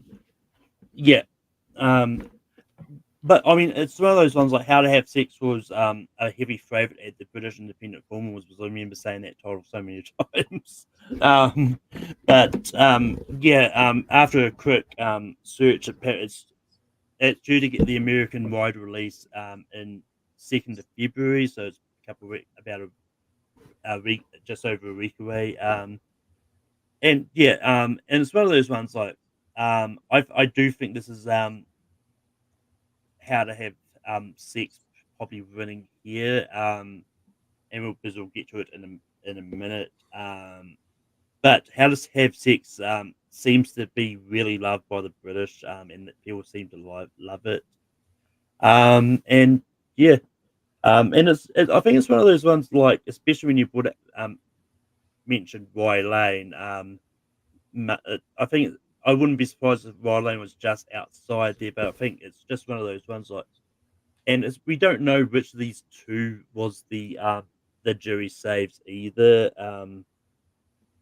So which is going to make a lot of these predictions difficult anyway. But so Rye Lane might have just been a little bit outside there in that. But moving on to outstanding British film, we've got All of Us Strangers, How to Have Sex, Napoleon, The Old Oak, Poor Things, Rye Lane, Saltburn, Scrapper, Wonka, and The Zone of Interest. Lewis, what are your thoughts on the nominations for outstanding British film? Yeah, I was wondering if Wonka would get in here. I mean, I don't really know if that should count as a British film, but they have a lot of like ways that they count. I mean, Three Billboards counted as a British film. But it is nice to see Wonka in here because it just continues the streak of Paul King getting these whimsical family movies get nominated for Best British Film. To me, it's going to come down. Well, I got to think that Poor Things should win this because it's the one that also got into Best Film. But Zone of Interest being there makes me wonder if it could pull off a big upset here, given that is a, what a big contender that film is. For all we know, it may have even come close to getting to Best Film itself. But I got to think that this is Poor Things to lose. Yeah, I mean, I think for something to count as British, I think it has to have a British production company behind it. Yeah. And with Wonka, it's produced by the Heyday Productions, which did the Harry Potter movies and all that. So, but this is also does it also kind of like the director is involved is British? Because I'm trying to figure out how the Three Billboards and get counted as a British film. I mean, with Three Billboards, theoretically, you would have to think that Martin McDonagh was credited as a producer on his own movie, which probably meant his production company would count as British. Anyway. That's what I would guess. Yeah, because I know AFI did count it as an American film. So sometimes you get that kind of weird disagreement between AFI and BAFTA British film. Yeah. But yeah, I mean, I think it's one of those ones for AFI. Maybe is like as long as there's someone it's involved a bunch of Americans or something, it counts. It's one of those ones like I don't know anymore. Whether it's adapted original arguments. But to me, it'd be interesting if, like, you would think Poor Things has this in the bag because it's the only one of these that's also in Best Film. And historically, that's what wins this category, is what gets into Best Film. But Zone of Interest, I would keep an eye on potentially pulling off the upset because of how strong it did otherwise. Well, I mean, it's one of those ones like I do get your argument for that. For me, I actually think it could be All of Us Strangers because we do know the British really love that movie. Yeah, that's a good point. That movie did do well also otherwise. So that is a good point. That it would be interesting to see if either of them can upset Poor Things here. But historically, what wins Best British Film is what also gets into Best Film overall. And in this case, that would be Poor Things. Well, no, but yeah, I mean, it is what it is. I'm just glad Wonka got some love because that's nice to see. It deserves the love. I think this was. We'll find out when we go through, but I think this might have been Wonka's only nomination, or at least it. I can't remember if it got anywhere else. Which it may. I want to say it may have gotten another tech or two, but we'll see. Yeah, we'll find out. But even then, it's still surprising it gets so few nominations. But that happened. I believe that happened with the Paddington films as well. Like I think Paddington 2 was only Hugh Grant in supporting, and then Best British Film. Well, yeah. I mean, it's one of those ones like I can get maybe an acting nomination getting into British film. I don't really get like if I could just get like a random check or something. Yeah. But anyway, Dan, what are your thoughts about the nominations for Outstanding British Film? These are good. I'll tell you what, All of Us Strangers is just freaking cleaning up at the BAFTAs. And for me, it's one of those after sun situations where I'm saying to myself, and ironically enough, it's got Paul Mescal in it. And then Paul Mescal's in a crappy movie called Foe. Nobody should see that. But is this going to translate to awards in the Academy Awards come Tuesday? I'm just interested. I'm very, very fascinated by seeing what happens with All of Us Strangers. I mean, I think it's close, but it feels. I've been saying this for a long time about that movie. It feels like an international thing. Yeah. Well, that's why it cleaned up so well at the BAFTAs. And the thing is, look, we talked about Origin and its situation, but I think these are a couple movies that are kind of in a similar situation in a lot of ways. One's a British movie, one's an American movie. we'll just have to see come Tuesday morning what happens. I mean, the BAFTAs, we knew we were going to see things in the BAFTAs we're not going to see anywhere else. That's the bottom line. It's just going to happen in every category. So we're just beating a dead horse by bringing up, oh, well, it got in here. Could it get it? We're going to be talking about this. It's going to be like ad nauseum. Yeah. Oh, it got in here. Will it get in there? So we might as well just cut that off now and say, hey. Well, when we get to best film, I'll have some things to say about the whole fact that this is, at the end of the day, this is seeing a window into what the international voters are thinking. But that doesn't necessarily mean it's all going to translate to Oscar, because the international voters have sway, but there is a ceiling right on the Western Front. Yeah, but it does hit a ceiling, because even though they pushed All Quiet last year, it still hit a ceiling at Oscar where it couldn't get past the text in the international feature. Yeah. So that's the thing that we have to remember as we're looking to the BAFTAs. It gives us a window into international voters, but international voters can only have so much power over Oscar voting. Yeah. That's why All of Us Strangers got so much love here, because we know it's a British film. It's got that British love, and so but it might not translate to Oscars. I understand. Yeah, I mean, I think I could see it maybe getting a couple of things, but like not big and overwhelming love. It's probably 6, 7, 8, 9 in a lot of categories. Yeah, but I mean, it's one of those ones like I just quickly looked at his name just because I wanted to see if he was related to Jim Broadbent, because one of the producers on All of Us Strangers, Graham Broadbent, he produced Banshees of Inisherin and Three Pupils of Ebbing, Missouri. So he's been a producer on a couple of like big. There's Searchlight. There's Searchlight movies, so he must be a Searchlight producer or one of the guys. Well, I don't think it's specifically a Searchlight producer. I think he's got his own. All right, production company. Okay, yeah. And they lean on him for a few bucks here and there for this, that, or the other. I mean, given how well his movies of late have done awards wise, I wouldn't be surprised if the next movie he does, they want to be involved again. Yeah. That makes sense. Yeah. But funny enough, one of his earlier movies he produced was the Rupert Grint movie Thunderpants. You remember that Oscar sweeper? Oh yeah, definitely. Anyway, moving on to the category of best special visual effects. We've got The Creator, Guardians of the Galaxy Volume 3, Mission Impossible Dead Reckoning Part 1, Napoleon, and Poor Things. All of these are on the short list. This time for Guardians. Yeah, so I think this is a sign that maybe Guardians and The Creator are at least going to get into visual effects at the Oscars. And a potential counter to Poor Things not doing well with VES, the fact that it got in here could just be the love among the British for it, but it's a potential sign that could still sneak into Oscars. But they didn't love it as much as you think they loved it, Lewis.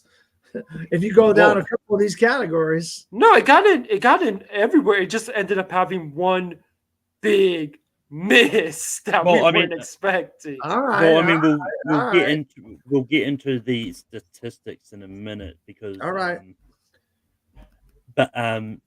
Yeah, I mean, it's one of those ones like, and just to count to Dan's point, he brought up a point about the backdrops and that.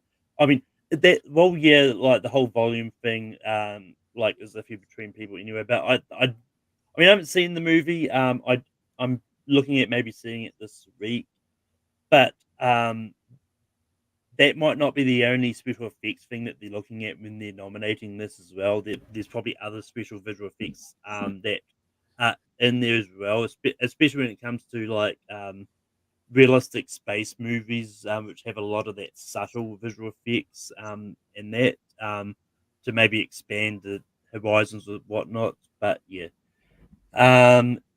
Dan, what are your thoughts about? Did I go to you for special? Nah, but I'm good. These are good. These are fine. These are the usual suspects. Makes sense. Lewis, you gotta kind of go through these pretty quick.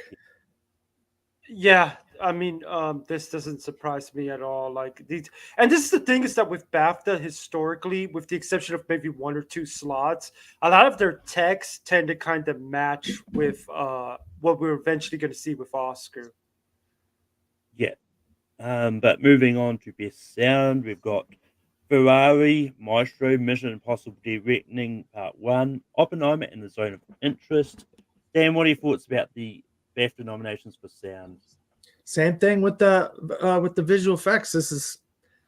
These are the usual suspects on time. You got your car movie, you got your music movie, you got your action movie, you got your subtle one, which Zone of Interest. I have a feeling Zone of Interest is going to win a lot of awards at the BAFTAs. I have a good sneaking suspicion about that. Yeah.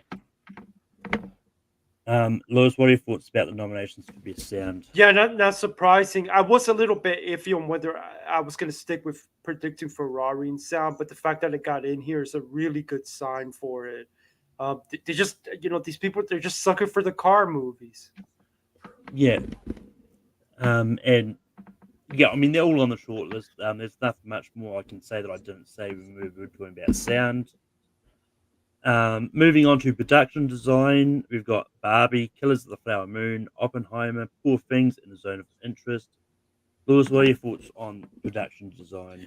Zone of Interest getting in here is a big because I have been wondering if it can sneak into Oscar and get that big production design nomination.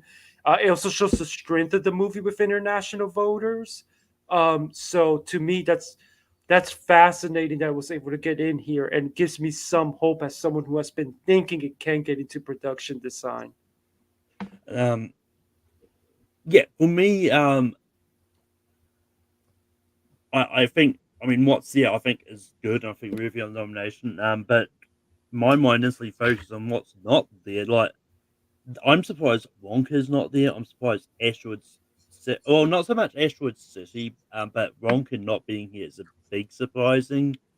Considering it was nominated in best British film, and the fact it didn't get. It may have just been outside the 5, Malcolm, because remember, Best British Film is 10 nominees. Well, yeah. So no, I get that, but it's still one of those ones. Like, I mean, this may be hot take, but I think that Wonka's production design is way better than Killers of the Flower Moon, for example. That's there.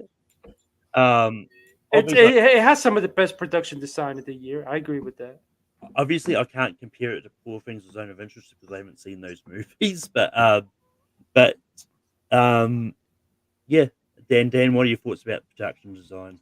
Yeah, I go off on what Malcolm said. I'm surprised Asteroid City's not here. It looks like Asteroid City. I don't understand how they can say that the production design in Poor Things is any better than the production design in Asteroid City. I think Asteroid City, at least, is in a real location with built up sets and stuff around it.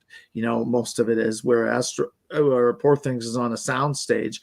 It's just doesn't wash with me, but maybe it's because Asteroid City isn't considered a big Oscar contender, and this is the only thing it's really a big Oscar. It could possibly be a contender, and so maybe that's why they're kind of dropping the ball with Asteroid City as far as production design. A one nominee, I guess, isn't a big thing, so. That's my thing, but other than that, these are the usual suspects. Well, I mean, I wouldn't say it shows weakness in Asteroid City just because, like, it's hard to know what the two jury ones would have been here. But I would, it'd be hard to say that Barbie and Oppenheimer probably weren't the top two contenders for the ones that jury may have saved. But I mean, it's one of those ones like I think there's still a chance it could slide into production design because it did get into a bunch of those art design skills that we talked about last week anyway as well. So there is some love for Asteroid City. I think it's clear the British just didn't love it. But moving on to best original score, got Killers of the Flower Moon, Oppenheimer, Poor Things, Saltburn, Spider-Man Across the Spider-Verse. Bunch of the usual suspects. I think this is, with the exception of Saltburn, this could be the 5, but But Zone of Interest didn't get in here, right? Yeah, No. that to me is a red flag for given how many people have been speaking up saying they think Zone of Interest can get into score. Um, oh wait, no wait, did Zone of Interest even get shortlisted for score at Oscar? It is shortlisted. Oh, okay. So because a lot of people have been arguing that it could get into score at Oscar, but even the BAFTAs didn't go for it in score. To me, that's a red flag for its score nomination chances. And it's interesting that even the BAFTAs went with Spider-Man here, and it shows some really good chances for Spider-Man getting to a score at Oscar. Yeah. I mean, Spider-Man is probably that one that is all over the place. So I don't know if it got into the if it got in when we talked about the music guilds a long time back. I don't know if it's Spider-Man got love from them. Because I think Daniel Pemberton got in for Ferrari, but not Spider-Man. But anyway, Yeah, Saltburn's the only outlier here. I'm surprised at, So Yeah, but that's just because clearly Saltburn. I mean, obviously it hit a city because it wasn't even long listed for best film, but there's definitely love among this group for Saltburn. yeah. And plus, I believe Anthony Wills is a very British composer anyway. Oh, okay. So moving on to best makeup, and here got Killers of the Flower Moon, Maestro, Napoleon, Oppenheimer, and Poor Things. Dan, what are your thoughts about the nominees here? Well, they got the right nominees. It's hopefully they go with Maestro, but no. With the way that race has gone, I don't know anymore. But interesting to see Napoleon in here, which was also shortlisted at Oscar. So keep an eye out for that. Also, Killers of the Flower Moon getting in here was a little surprising to me, given that it couldn't even get into the makeup guilds. So that'd be something interesting to keep an eye on because it did get shortlisted, I believe, Yeah. Oscar. But yeah, nothing that shocking here. Nothing too shocking here either. I hope Oppenheimer pulls out the win here. I mean, if Oppenheimer, well, again, we're on this again. If Oppenheimer suddenly emerges to become our makeup front runner, I'm gonna start losing my mind, wondering how big a sweep it could have. But you're not going to run down your street naked, though, right? No, because that would be less surprising than Barbie missing adapted screenplay. All right. I want that video, by the way. You're not getting that video. No one's getting that video because Barbie's not missing an adapted screenplay. But anyway, moving on before Laws gets himself to some red bets. But best editing, nominees at the BAFTA have got Anatomy of a Fool, Killers of the Flower Moon, Oppenheimer, Poor Things, and The Zone of Interest. Lewis, what are your thoughts on the nominations for best editing? Nothing really that surprising to me here. There is a big question as to whether Barbie can get into editing at Oscar, which we all know it's not impossible to win picture without getting into editing, but it is hard. Coda and Birdman, I believe, are the only movies that do it in the expanded ballot era. And we all know Coda was like a freak. Like Coda just broke so many outliers. We have to, it's not like that's going to happen every year. But it's interesting to me that Barbie missed here for editing. But I do wonder because did Anatomy get into editing here? Yeah. Yeah, because there's also talk about Anatomy getting to editing at Oscar, which could show some major strength for that movie, which is already surging at the moment to begin with. So that's not surprising, but again, editing is so linked to what typically has a shot to win Best Picture, not to win editing, but to at least get nominated for editing. So it's going to be real interesting to see what the five are for Oscar. I mean, it's one of those ones like I like Barbie. I don't think it's getting into editing anyway, and I don't think I've seen anyone I don't think I haven't even seen a lot of people saying Barbie's going to win Best Picture. Like everyone I've heard talk about is they're talking about Oppenheimer, but No, I yeah. agree, but they're definitely, to me, and I guess we can expound on this later when we talk about best film and the Barbie miss. The movie feels like it peaked on Critics' Choice weekend when it won a bunch of awards. It didn't win Best Picture, but when it won a bunch of awards, and it had the cinematic box office achievement situation that glows. It just feels like we're starting to hit a point where it's hitting a ceiling, which I always thought was going to be the case. But as we do this more down the line, I'm going to continue to make the case that it does have one last gasp at with SAG and PGA weekend. But it does feel like we're starting to see some chinks in the armor for it after it seemed like it was peaking at a certain point. And if it can't get into editing, that will be even more signs that it seems to be hitting a ceiling. Yeah, I actually agree with Lewis here. I think this is starting to get. Though I was, sorry about that, but I will say that holdover's going to get into here, right? For editing.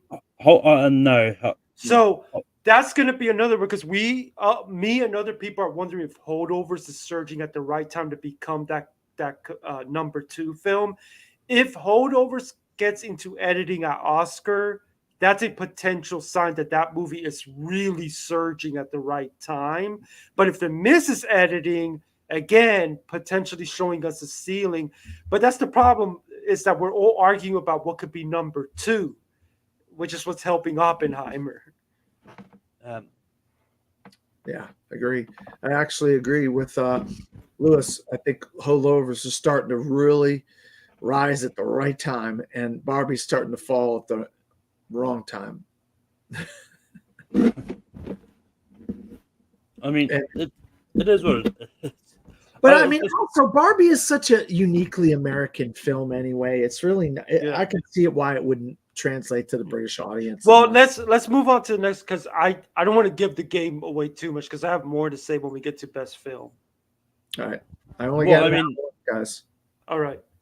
I mean, Barbie provides us a good transition anyway. But best costume design nominations, we've got Barbie, Killers of the Flower Moon, Napoleon, Oppenheimer, and Poor Things. Sounds right to me. Yeah. That's. I mean, I like the costumes in Asteroid City again. Once again, I think the way the people are dressed in Asteroid City is really good.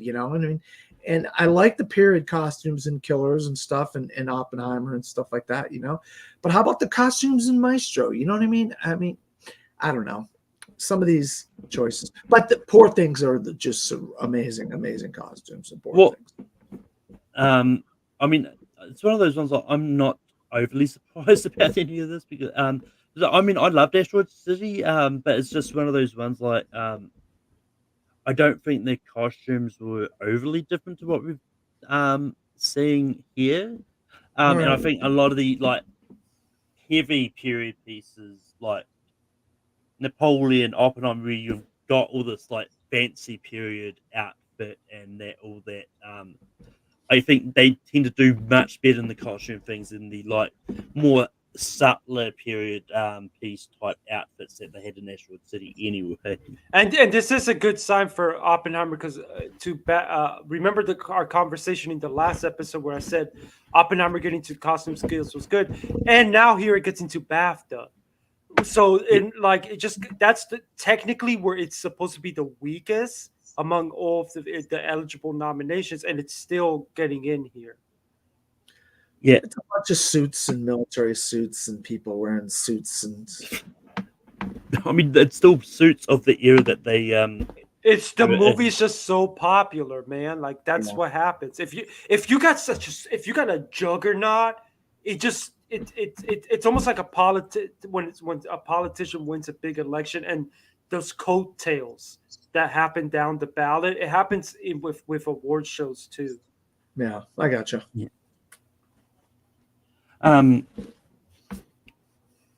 But yeah, but moving on to cinematography, got Killers of the Flower Moon, Maestro, Oppenheimer, Poor Things, in the Zone of Interest. A lot nice, of these, nice get for zone. Nice get for zone. yeah. I mean, a lot of these are the usual suspects. Yeah, I mean, where's John Wick in cinematography once again? I know that I'm beating a dead horse, but where's I John wasn't Wick? even long listed. So I don't give a crap. It should be in long list. It should be in short list. It should be in cinematography. It doesn't matter what list it's not on. It should be in I cinematography. agree, Dan, but I've been talking you off the ledge for weeks now, explaining to you that they didn't watch the movie. Idiots. Well, I mean, once again, they all probably did watch the movie, but it was just too early, really early in the year. Well, yes, early in the year stuff does tend to translate sometimes. Last two Oscar winners. But I mean, January it's one of those. It's one of those ones like, and I like John Wick, Chapter 4, a bit, but once again, it's not really like. Clearly, the British people didn't like it that much. That's fine. That's fine. And once again, it's going to come down to which two of these were the saves, and then which of the other ones were voted into here. Because if they maybe saved like things like that, they didn't think had any chance of voting. Wait, hold on, Malcolm. I don't believe the techs have a jury system. Oh, so I thought all categories had a jury system. But from what I understand, and we could look at this later because we got to hurry it up. But from what I understand, it's director, acting, and maybe screenplay that does the jury system. Yeah, but anyway, moving on. Best casting went All of Us Strangers, Anatomy of Fall, The Holdovers, How to Have Sex, Killers of the Flower Moon. I don't think there's much we need to talk about this. Casting has always been weird with BAFTA. It doesn't make sense. It doesn't match with SAG Ensemble. It's kind of a throwaway. Elvis won this last year. Oh, it was a good cast in Elvis. Yeah, but I mean, over Everything Everywhere or Glass Onion. Once again, I think it depends on how what they do, how they're voting on this. Because I don't think it's necessarily looking at the actual cast of the movie. Maybe looking at like the actual auditioning. I don't know. It's best. It's called best casting, not best ensembles. Yeah, I don't know what. The other thing is this once again beating a dead horse. Oscars. Why aren't there a casting category? Casting director, best casting director. Ridiculous. It's one of those ones that I don't think it needs. Because once again, you're going to get the same kind of argument that we're having with best casting here. Is like, how are you vote? What are you doing to vote on the winners here? Like, what? It's you not vote really the casting director. Who was in charge of casting the film? The casting director. It depends, Dan. Though, but like, well, it goes. If you create best ensemble? Well, if you get the casting directors to vote for it, that would probably lead to good votes. But if you allow the actors to vote on it, they're probably just going to vote like if they were voting for ensemble instead of the actual casting directors. Yeah, and that's what I was about to get into. There's like, well, yes, I get it. Like, it goes to the casting director, but it's like it's more determining on what they mean by that and it's one of those ones like I'd imagine that like for all these categories, anyone that can vote in these categories, they'll get a guideline of what they're looking for this category anyway. But even then, I think it's one of those ones that I think it's just one of those too iffy of a categories that that I don't know if the Oscars want to go along that route, because you've seen what happened other times. They've tried to bring in a new category and then just falls flat on their face, like best popular film. But moving on to best film not in the English language, got 20 Days of Mariupol, Anatomy of Fall, Past Lives, Society of the Snow, and The Zone of Interest. This does bring up an interesting thing of could 20 Days of Mariupol be a double category nominee this at the Oscars, because I believe this is Ukraine's official submission. Yes. But I don't really have much else to say in this category than that. Dan, what? Yeah, this is basically zone of interest, but because it's half English and half Korean, I guess Past Live gets in here, and then a documentary getting in here was fascinating, and that, like Malcolm said, fascinating that it could potentially be a international feature and documentary nominee. I mean, the documentary branch is stacked, but international feature, I see some room for something like this to happen. You know? Yes. So this could be a surprise come Tuesday morning. Yeah. Having seen Past Lives, I think it's Past Lives is more than half Korean. I think it's more 75-25 something. I don't think it's exactly half. I think it's 75%, which is why it's qualifying for these not an English language awards. But Right. Lewis, what are your thoughts? Yeah, I know some people have been mad about that, but I got to tell you the truth. Like Past Lives, if Anatomy of a Fall counts as a foreign film or a non-English language film, Past Lives is easily a non-English language film too. There's so much Korean spoken in that film. So that's now Anatomy got nominated here, right? Yeah. Okay, so I got to think it's Anatomy to lose because they also got into Best Film. Like there's like I don't know. I know some people would say Zone of Interest might be pulling off the upset, but again, Anatomy got into Best Film. Zone did not. So I think this Anatomy to lose. BAFTAs do like to spread the love more so than the Academy Awards do. I will say that. They do, but they still historically, if you're nominated Best Film, you're going to tend to win the smaller film categories. That's Right. still a thing with them.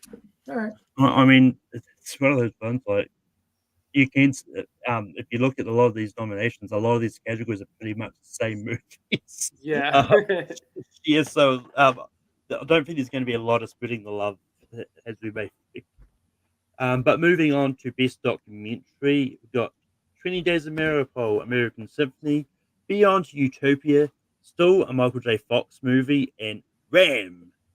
Ram obviously not getting into at the Oscars, but the fact that the BAFTAs, which is a very British-centric organization, went with still a Michael J. Fox movie, which is about an American actor, that really shows the strength of that documentary. And I'm hesitant to call it the front runner because I kind of want to see it get nominated, but I would say that it's definitely emerging as a big front runner at this point in time. And so unfortunately that does jinx it a little bit. But Dan, what are your thoughts about the nominations of Best Documentary? Look, I don't know what BAM is or Wham or whatever the heck. I don't know. It's a documentary by George Michael. It's a band. Oh, It's Wham. Oh, wow. Okay. I might have to find where that's playing and watch that. I'm a big fan of his. Look, Michael J. Fox is a beloved actor from the 1980s. Even Britain were fans of Michael J. Fox. Back to the Future, Teen Wolf. Come on, he's a beloved figure from 40 years ago. You know what I mean? And he's going through a debilitating disease. How could even they have hearts? You know what I mean? So yeah, but this seems like 4 of the 5 that I would think would get into Best Documentary. I mean, it's the 5th spot that's up in the air with documentary, and we don't know if it's American Symphony. We don't know what it's going to be, the 5th spot. But these seem like the 4 locks for documentary. Yeah. The American Symphony get nominated here? I forgot. Yeah. Okay, so that's a good sign for American Symphony as well, which is the other populist documentary that could potentially get in. Oh, American Symphony did get in here. Yeah. Yeah. So that goes to show you how strong those two are, even though they're populist. Of course, the problem is that we all understandably are a little. Well, you know what's surprising to me is Pigeon Tunnel not getting in here. Well, I forgot if it was even long listed. Did they not long list a movie about one of their own legends? I mean, they put a movie about one of their own legends on this thing, man. Yeah, that is true. Yeah. Wow, that's surprising that the picture. But given that we keep waiting for the documentary branch to snub, like they usually do a big populist film, here you have two of them that have been showing up everywhere. So the question is, which of the two misses, or would they even dare to make both of them miss? And to answer your question, Dan, Ram is Netflix apparently.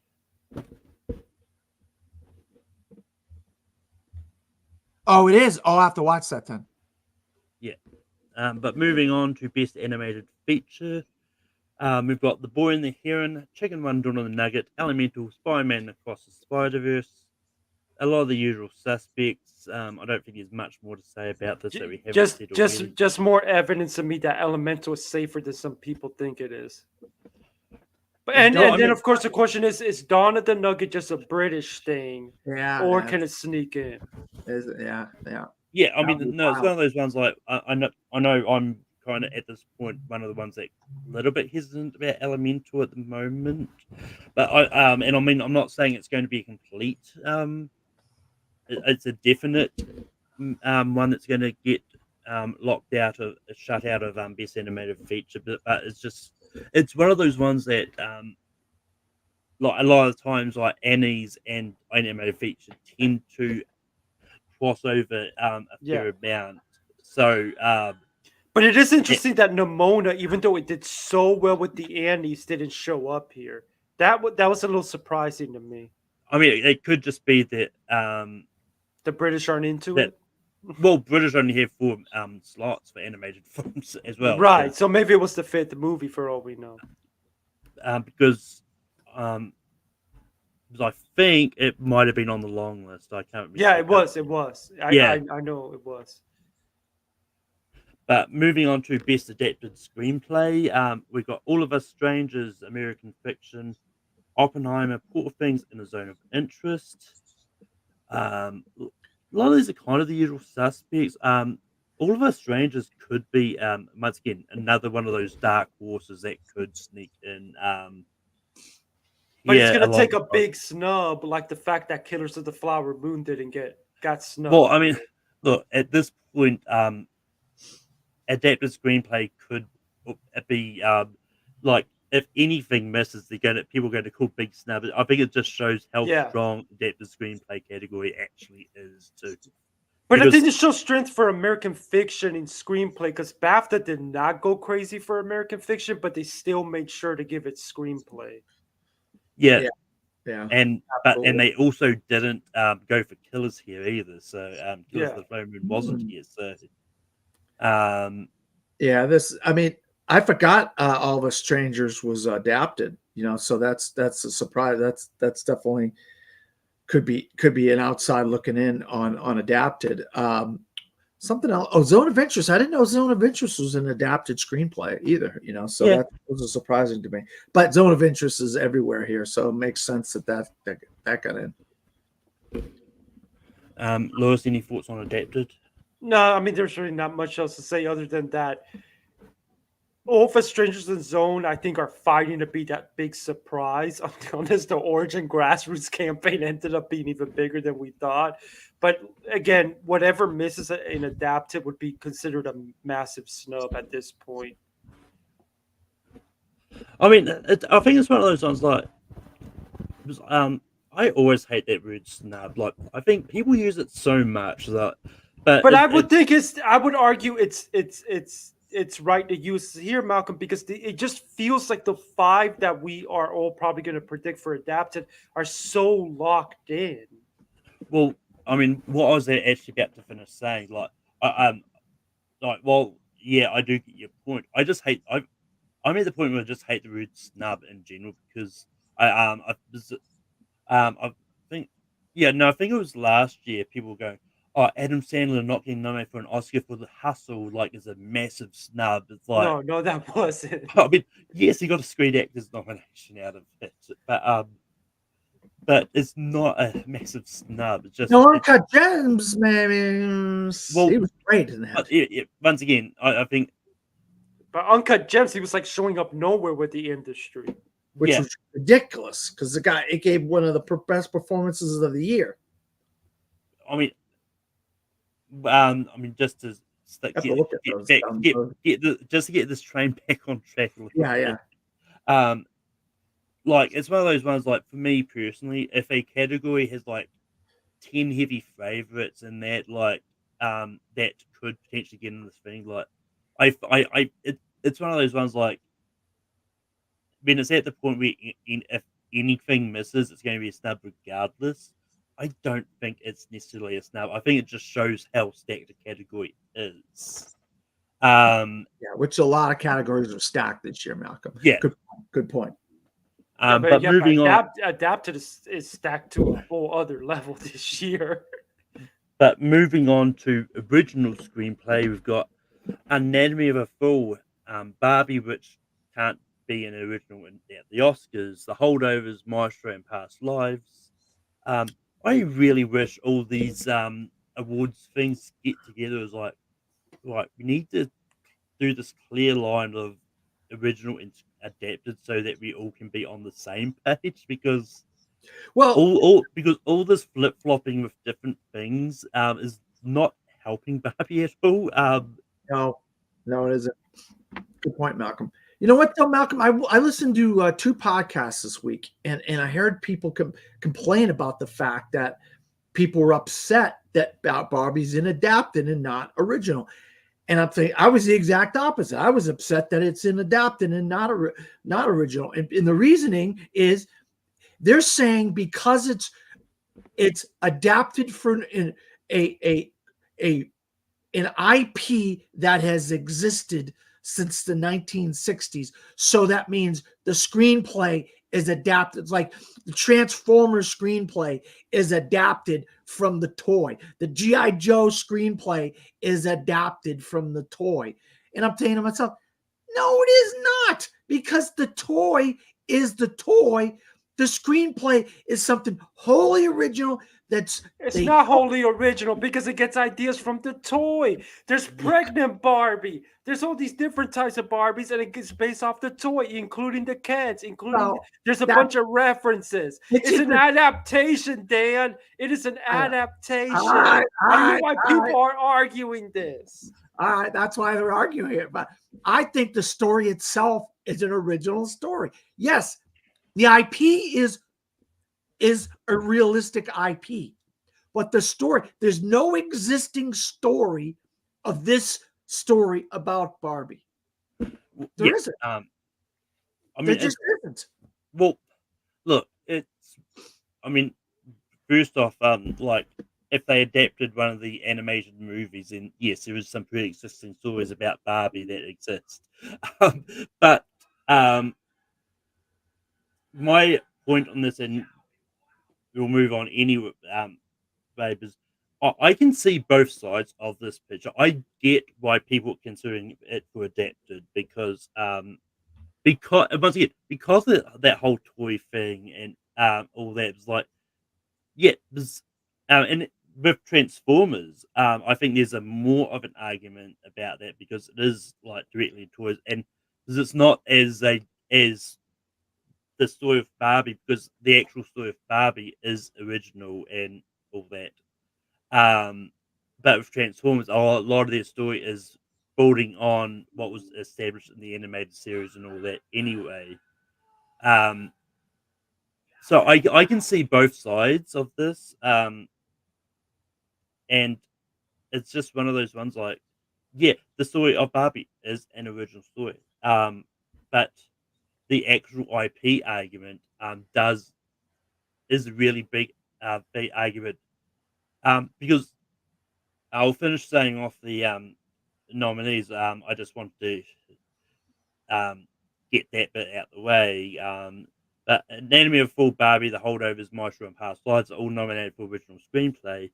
Now, to balance that out, because this is another argument I've seen that I do actually get, and that's with Maestro, because there is an argument to be made that's not original. Well, yeah, exactly, because I don't believe it's original myself. it's one of those ones like, well, Maestro, yes, it is based on a live fiction, and it's not directly based on a book per Right. se, That but that's why it's considered it's original. still based on a person that existed in real life. So I think there's those two comparisons there, and both of them ended up original at the BAFTAs, and I think Maestro that's original for the Oscars as well. Yes, it is because Yeah, it's not based on a book. Now, I will say for people who keep bringing up the Maestro thing, if I had it my way, Maestro would be considered adapted. Like if we were doing the Lewis Mendes rules of original and adapted screenplay, I would be extremely strict. Even Maestro would not be considered original in my book. But because it's not the rules of the Academy goes by because it's not based on an actual book like Oppenheimer and Killers of the Flower Moon is, then it's considered original because the screenwriter had to basically start from scratch, even though it's based on real people. yeah, and yeah, the last thing I would say on this is just using the Gone with the Wind Award as an example. There was some people who've been doing their nomination. They had movies like Oppenheimer that in original that adapted. So basically, what I've done is I took those votes and just moved them on into adapted. But the only ones I'm leaving as is, just to see where they land on their own, is Maestro and Barbie, just because I want to see where the Gone with the Wind audience thinks that they belong. But the other ones that are definitively based on a book or something, and that or pre-existing material that's not a toy based of that level. I just leave trying to make sure they get in the right categories. But anyway, unless anyone else has anything to say about the actual nominees for original screenplay, I'll just say one quick thing. The fact that they didn't go that crazy for Barbie and Past Lives, but it still showed up in screenplay, shows good signs for what the writers branch is feeling about these two films getting in an Oscar. But anything to say, Dan? No, I'm good. I'm good. I don't want to. I just everybody knows my 2 cents on screenplay. Yeah. No, it's all good. But moving on to Best Actress in a Supporting Role, we've got Emily Blunt from Oppenheimer, Danielle Brooks for The Color Purple, Claire Foy for All of Us Strangers, Sandra Hüller for The Zone of Interest, Rosamund Pike for Saltburn, and Divine Joy Randolph for The Holdovers. Wow. They Um, went nuts with the British actors in here. They didn't even freaking. If I can start, I'll say that I don't think this is as surprising as people like Dan are treating it as, because I feel like if you look at the international voters, European actresses, of course they're going to go. If you look at what the international voters were probably going to go for it, this seems like the lineup. I do think Daniel Brooks sadly may have been a jury save. How about Divine Joy Randolph? I think both of them were the saves. Whoa! You think Divine Joy Randolph was a save? Because if you think she's a save, that means that you think she's beatable at BAFTA. Yeah, someone else is going to beat her at BAFTA. I'll put money on it. So I've been going on a theory that Emily Blunt might pull it off here. Yep. If they go nuts for Oppenheimer, I can see Emily Blunt, because she is British, winning here over Divine Joy Randolph. And let's say it how it is. BAFTA doesn't have the greatest history when it comes to awarding people of color. That's the other thing. That's why I think they're the two saves. Now, to be fair to Divine, though, they clearly loved holdovers more than some people thought they would. So maybe she wasn't the save. And when there's a sweeper like a Viola Davis, that's when BAFTA usually goes for them. Also, Will Smith. So maybe they did. So maybe they do go ahead and go. But I'm telling you, I think there is a world Emily Blunt pulls this off. But how about Sandra Hüller? She got in Best Actress and Best Supporting Actress. I think if I think they love her. I think if Sandra pulls it off at BAFTA, it'll be more of a leading thing than supporting thing. All right. Especially since Anatomy's the one that got into best film. Oh, okay. All Well, right. yeah, and I mean, my theory on this is maybe the jury stage might have been maybe Sandra Hurley for the own interest or Claire Foy, if I'm thinking of anything, because maybe they thought, oh yeah, like the voters really love the holdovers, so the Divine Randolph's probably gonna get him regardless. Because I mean, and that's the thing, and that's not impossible to think that like, oh yeah, Divine Randolph's the big front runner in this anyway. So. But Claire Foy's with All of Us Strangers, and they clearly loved All of Us Strangers with this, in this guild. Yeah. I mean, I'm not saying they didn't, but maybe they could have been right that maybe the acting side of things probably weren't going to go for Claire Foy, because there is a big miss from that All of the Strangers didn't get into that we'll get to in a minute that that everyone thought they would get into. All right. So but yeah, moving on to Best Actor in a Supporting Role. Robert Downey Jr. for Oppenheimer. Robert De Niro's Killers of the Flower Moon. Robert Downey Jr. is Oppenheimer.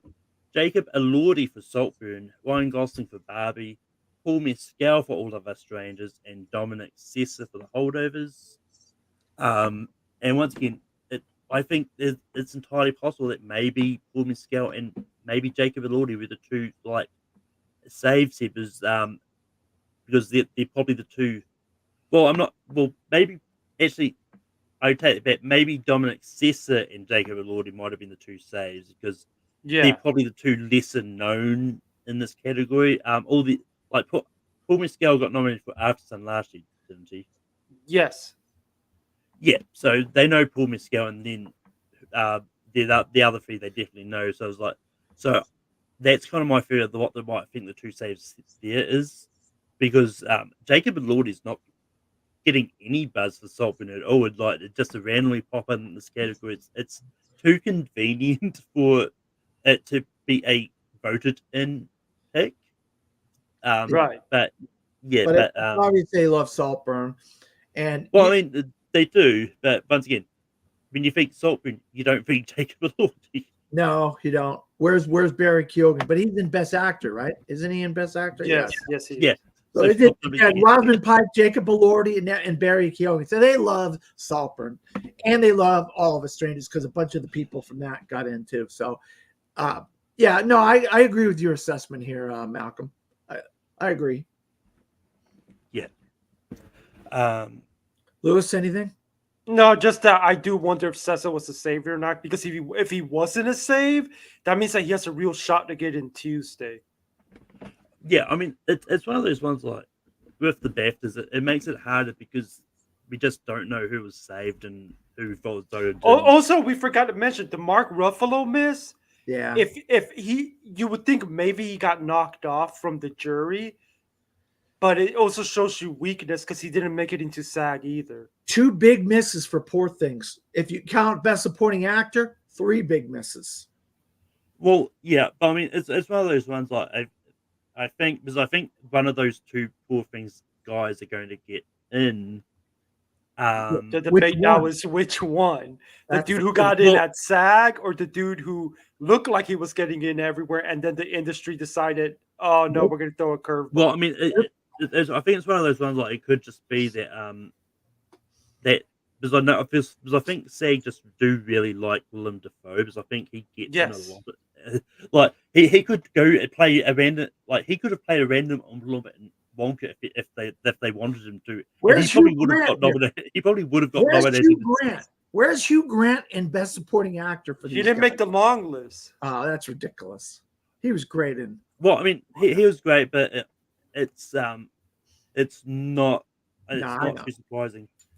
But yeah, and it's actually come to realize it's Wonka didn't get any other nominations outside of Best British Film. Okay, all right. So that was basically helped by the fact that it's a hard 10. Yeah. But moving on, Best Actress in a Leading Role, we got Fantasia Barrino from The Color Purple, Sandra Hüller for Name of a Fool, Carey Mulligan for Maestro, Vivian Opera for Roy Lane, Margot Robbie for Barbie, and Emma Stone for Poor Things. Yeah. There's me- the big snub, and now Dan is gonna be like rubbing it in because I had said that I thought Lily could win here. Yeah, well, that just tells you how much the story. I try to say it. I don't think the story translated with the British audience. It's an American story. It's an American centric story about Native Americans, and I just don't think. Yeah, De Niro is a beloved actor all over the world. Doesn't matter what country, because of his 50-year career. But I can say, and I think she's a bit wooden. I'll be honest with you. I'm going to say this now. If I haven't said it before, I think Lily Gladstone is wooden in that movie. She's wooden in her other movies. She just is not a good actress. I hate to say it. You know, I don't know if I agree with that, Dan. She's laying in a bed for most of the movie, and when she's not laying in a bed, she's wooden. She's just, I don't know. She's subdued. There's a difference between subdued and wooden. All right, go watch your other two movies that came out this past year. Tell me she's any different in them two movies than she was in that movie. She's the exact same in all three movies. Wooden. But the surprises for me here are Vivian Opar and Rye Lane. British movie, it just shows you how much they love that movie. Well, my bad. She was probably a jury save, though. Yeah. And Fantasia Barrino in The Color Purple. Nobody's got The Color Purple in anywhere.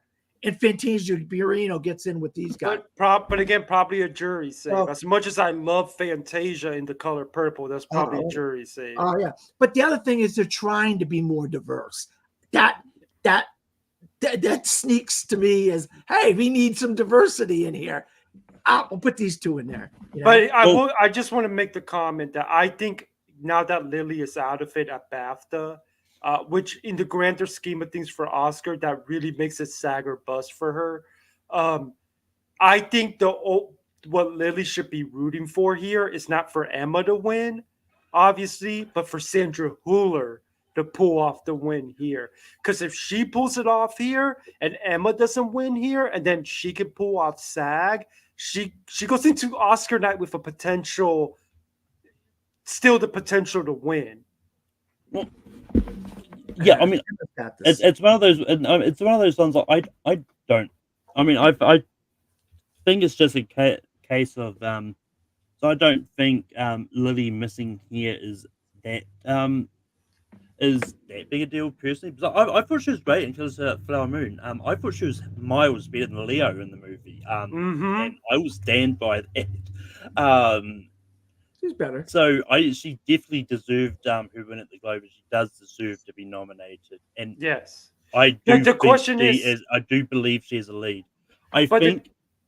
What? No, I was just gonna say the question is because I do think she probably would get an in without a jury system, but it does speak to why would the jury kick her out then? Or did want Fantasia in that bad? Well, I mean, it might have just been a case of they thought it because once again they may have thought that Lily might have gotten in regardless of the jury. They probably just didn't think Fantasia would have. Yeah, and I think that's the thing with the jury system is who is here that probably wouldn't have gotten by voting, and it's Fantasia and Vivian O'Para does scream as the two that maybe. But then who's the third one? Because I think Hüller got in by herself. I think Emma got in by herself. So then it's Mulligan and who's the other one? No, they saved Mulligan. If you think so? Because she's British, you know she was gonna.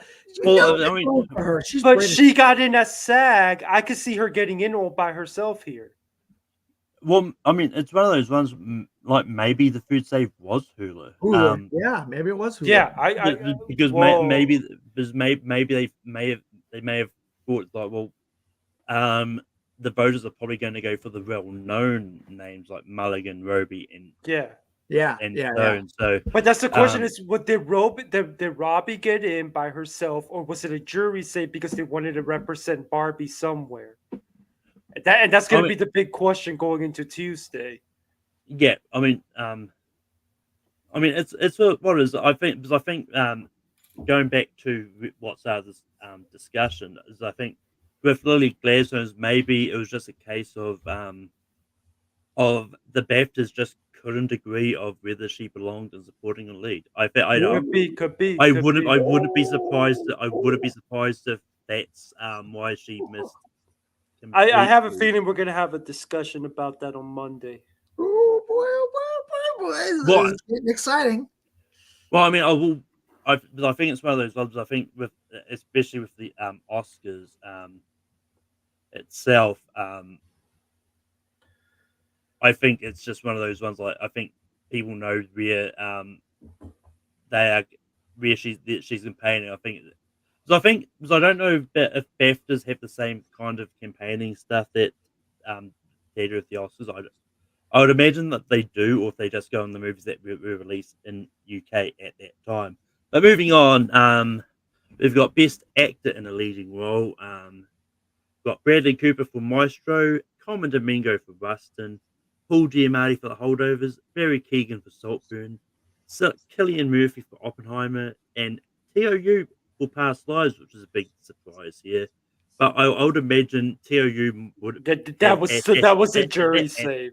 that has to have been a save. Should have Yeah, been that was a Jeffrey jury Wright. save. That should have been Jeffrey Wright right there.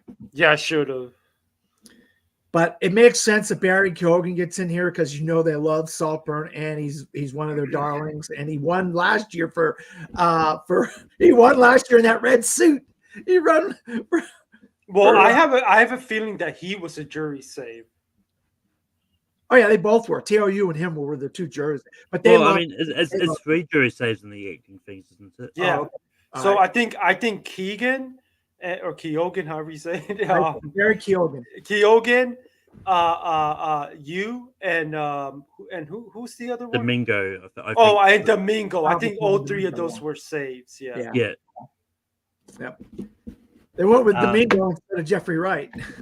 Yeah, they went with him instead of Jeffrey Wright, and they probably went with Keoghan or But I mean, TOU over what I think was probably Andrew Scott. Yeah, that's shocking that Andrew Scott didn't get in here. That yeah. is, you're right. But I mean, it's one of those ones like it just really shows that they just didn't vibe with American fiction that well. But it gets in screenplay. Well, yeah, they vibe with it enough, but they didn't like it enough to give it. But that's always they- that's the strength of American fiction is I think people like the story overall. Oh, But okay. then when you get into like the acting and all that stuff, that's probably gonna get more pushed by the stateside voters than the international. Yeah. voters. Okay. Yeah. No, I got you. It makes sense. It makes sense. But we've only got two categories left here. Moving on to Best Director, we've got Bradley Cooper for Maestro, Jonathan Glazer for The Zone of Interest, Andrew Hay for All of Us Strangers, Nolan for Oppenheimer, Alexander Payne for The Holdovers, and Justin Triet for The Anatomy of a Fool. There's a big name miss. Well, there's two big names missing. Big names missing, and director. We got a lot to unpack here. Where is Yorgos Lanthimos, and where? Oh is, yeah, three of them.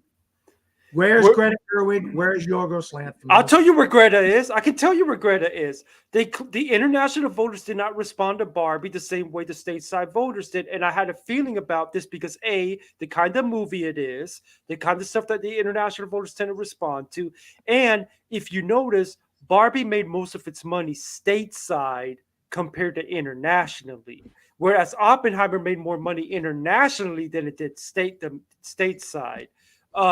So I think that's Greta was a victim of the fact that they weren't as wild about Barbie as other voters. I think Barbie's support is going to come more from stateside voters.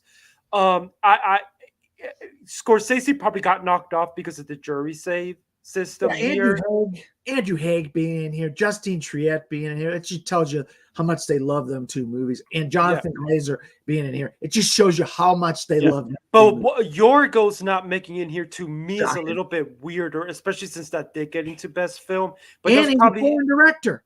You think over there he would translate more, right?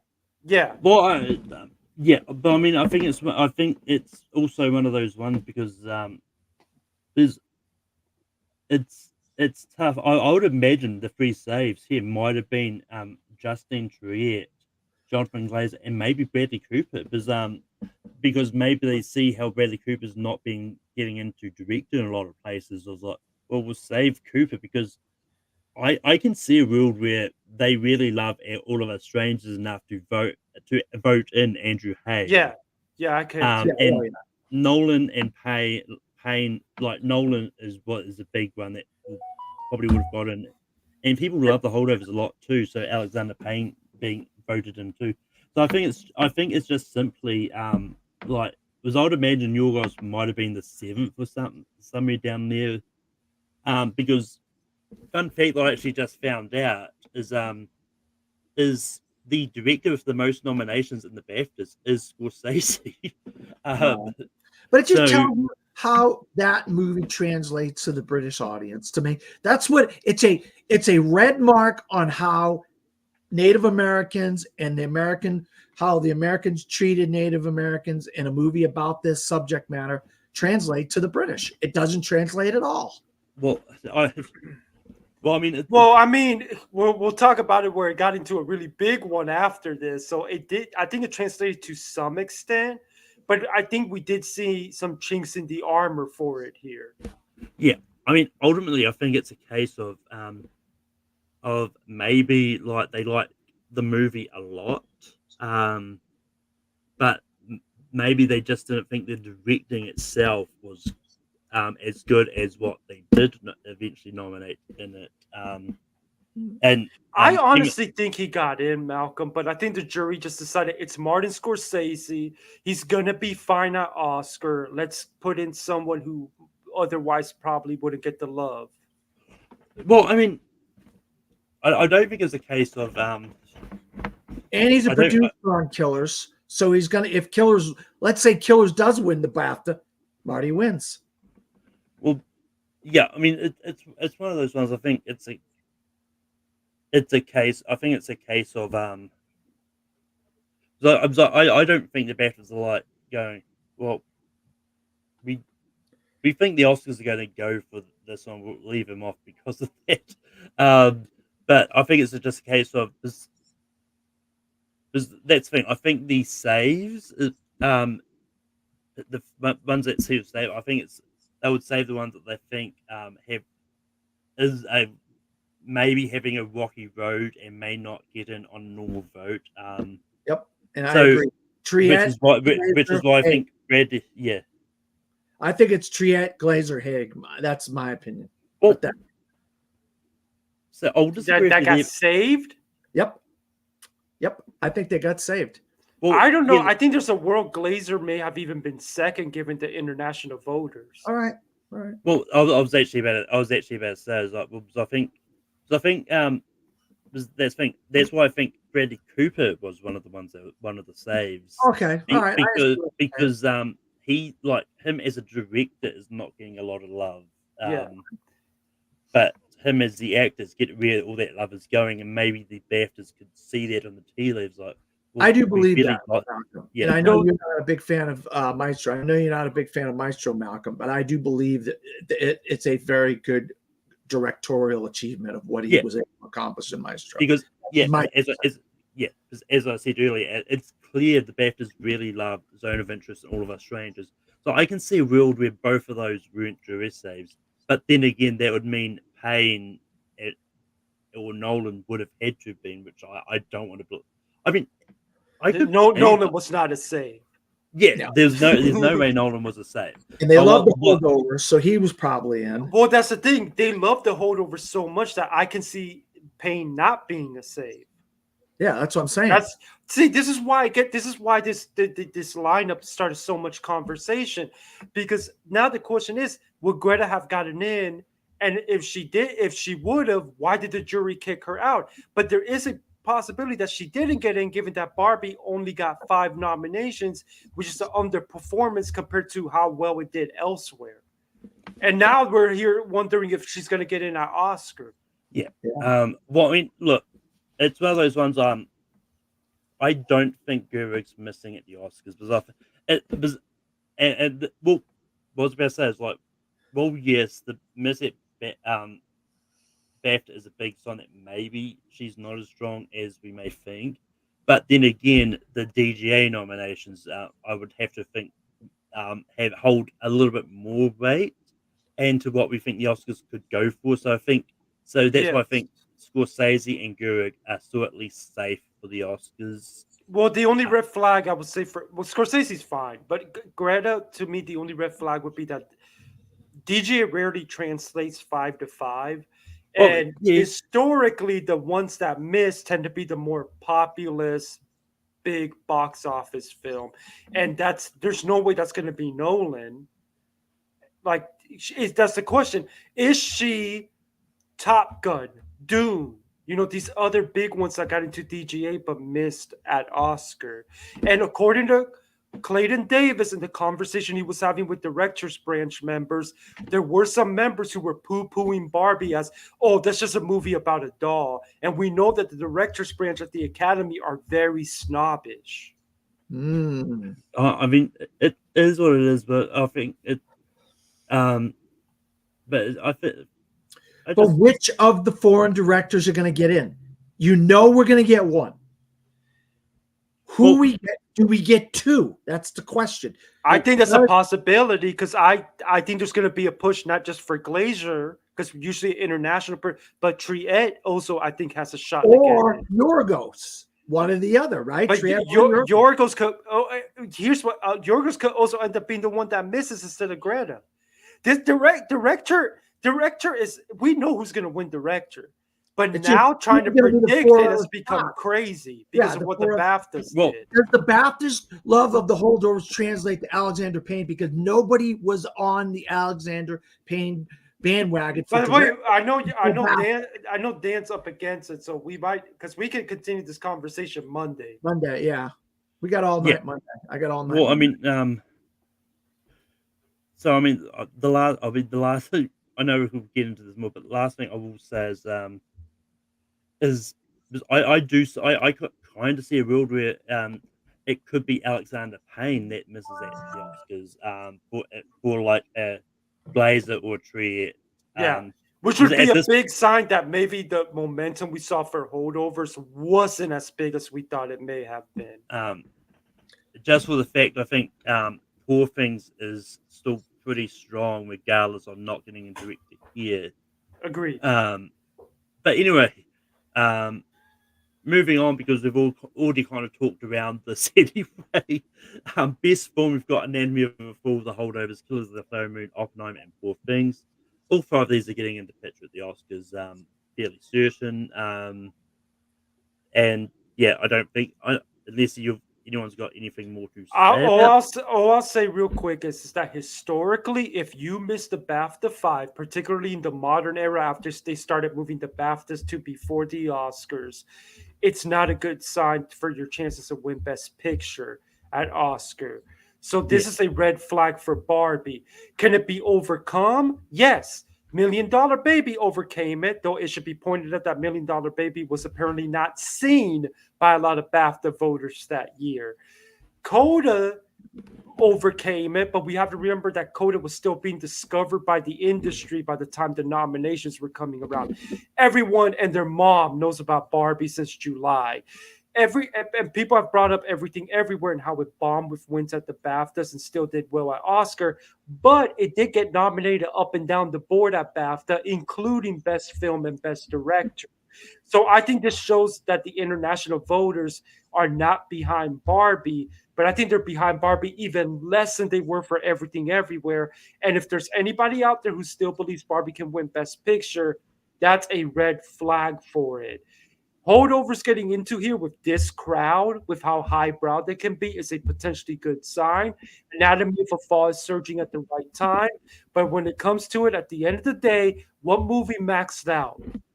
What movie did so good in nominations? What movie is getting in everywhere? It's Oppenheimer. 13 noms here is massive. And I believe it will get 13 on Tuesday, which will be one less than the record. Yeah, that's gonna. Yeah, if it can get 13 BAFTAs, you could almost guarantee it getting 13 Oscars. And the fact that the Holdovers did so well with a uniquely British audience and then a uniquely American film, it just tells you the strength of the Holdovers. And it might be number 2. Yes, it might be. Though if I will say, if Malcolm's theory about potentially Payne missing in director, that would be a big whoa. Yeah. Because director's stacked. There's no doubt about it. The director is stacked, and that's why I don't want to beat this dead horse, but why don't we get a 6 or 7 in the acting and directing categories at the Oscars? Come on, man. It's the Academy Award was created in the 1920s, and it's 70, 80 something years later. You're telling me the amount of films, 500 films a year, 600 films a year, you can't bump that up 6 or 7? I mean, literally everybody else is bumping it up to 6 at this point, so I don't think it would hurt to go to 6. Yeah. All right, Malcolm. Well, I hear that, but whatever. Go ahead. Yeah, no, I was about to get into the records here anyway. Like Oppenheimer had 30 nominations. I mean, the Oscars could do a surprise here, and I don't know if there is anywhere at the Oscars that like Oppenheimer can't get into. I would say it's weakest in costumes. I can see missing costumes. Well, no, what I was about to say is I think there could be a chance that Oppenheimer could maybe get one or two, at least one more award at the Oscars. Oh, you mean to tie the record? Well, supporting actress. No, supporting actor. I don't see Florence Pugh getting in. Whereas Matt Damon being a holy crap. I think it's more possible. Yeah. All right, I got you. But the movie that had the second most nominations was Poor Things, and then Killers of the Flower Moon and Zone of Interest were behind that. And then just because I wanted to look this up, because we all know the Oscars records for this, but for the BAFTAs, the most nominations, the record for most nominations received by a single movie. Do you know what it is for the BAFTAs? I don't know the number, but I want to say that Gandhi is the record holder. It is 16 nominations. Okay. The most awards won is Butch Cassidy and the Sundance Kid, and that only won nine awards. So there's a good chance, even if Oppenheimer doesn't win Best Film at the BAFTAs, there's a good chance it can still break the record for most awards won. I gotta tell you, my jaw would drop if it lost Best Film at BAFTA. Well, I want to correlate this to Oppenheimer is not only a uniquely American, but it's a film about policing the world, and it's a film about World War II policing the world. And one of our major allies is Britain. And I can see why this movie translates to the British audience, because they lost a lot of people in World War II. And this is the movie about us putting our foot down, saying, you know what, we're sick of these people and we bomb these countries. So even they can get behind that. Well, I mean, but I think it also just helps us. It's just a good movie. It is a good movie. Yeah, no doubt about it. It's a great movie. Again, the audience scores for it are so incredibly high. It doesn't surprise me that it's doing so well. Yeah, because I mean, it's one of the. I think it's one of those ones that like. I don't think it's so much of a case of it's because of the subject matter, which is what resonated with the British people. I think it's just because it's a good movie. I think, it's got that universal appeal, like Dan said, because it won Puerto Rico critics, and that I actually thought that it would be vulnerable there because of the culture clash. But even with Puerto Rico, it won there, and that's just goes to show you how universally liked the film is. Yeah. But let's not hope Oppenheimer breaks this record. Most nominations without winning an award at the BAFTAs. No. And that's tied between the movies Women in Love and Finding Neverland, which had 11 nominations each. What? Finding Neverland didn't win a single BAFTA? No. Wow, that is such a good movie. I mean, it's a good movie, but they're like, if a lot of young people don't know that movie exists, it hasn't necessarily aged to become a classic. Wow, that's probably one of the best performances of Johnny Depp's career. Wow. I agreed. I mean, I remember when I was younger following that Oscar season, and Finding Neverland was big, but it hasn't become a classic. Yeah. I understand. I'm now curious because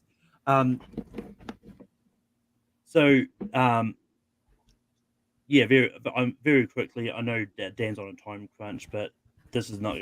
So it lost Best Film to The Aviator. It lost Best Director to Mike Leigh for Vera Drake. Which also Scorsese was nominated in that for The Aviator. Should have won for The Aviator. Aviator should have been beat $1 Million Baby. Kate Winslet was actually double nominated that year too, because she was nominated for both Finding Neverland and Eternal Sunshine of the Spotless Mind. Oh, she was on a roll back then. But yeah, she lost Best Leading Actress to Imelda Staunton for Vera Drake. Best Actor went to Jamie Foxx for Ray, which is deserved. Julie Christie was in supporting. She lost to Kate Blanchett. Adapted screenplay went to Alexander Payne for Sideways. They obviously. I take that back. I think maybe Sideways should have been the one that won that year. Cinematography went to Collateral. Love that movie. No argument with Michael Mann's. Costume design went to Vera Drake, which still have no idea what that is after coming up a lot of time. The British just really love Vera Drake. That's a period abortion drama. It was huge that year, but it hasn't become a classic. Finding Neverland lost Best Makeup and Hair to The Aviator, which it also lost.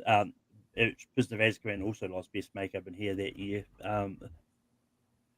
Original music went to The Motorcycle Diaries. Yeah, won an Oscar also. Production design went to The Aviator. I think that might have been it. All those and Finding Neverland could not win anything. Unbelievable. I love that movie. Surprisingly, Finding Neverland was not nominated for Outstanding British Movie. Did Johnny Depp not be nominated? Johnny Depp was nominated. He lost to Jamie Foxx. Oh, okay. All right. Well, I mean, nobody was beating Jamie that year. No. Only Philip Seymour Hoffman the year after. Wait, they're not the same year. Never mind. I'm just surprised that Finding Neverland wasn't even nominated for Outstanding British Movie. Did it get into Best Film? Yeah, no, it wasn't Best Film, so maybe they were splitting the love. Because that was the year Outstanding British Film was only 5 as well. So. Oh, okay.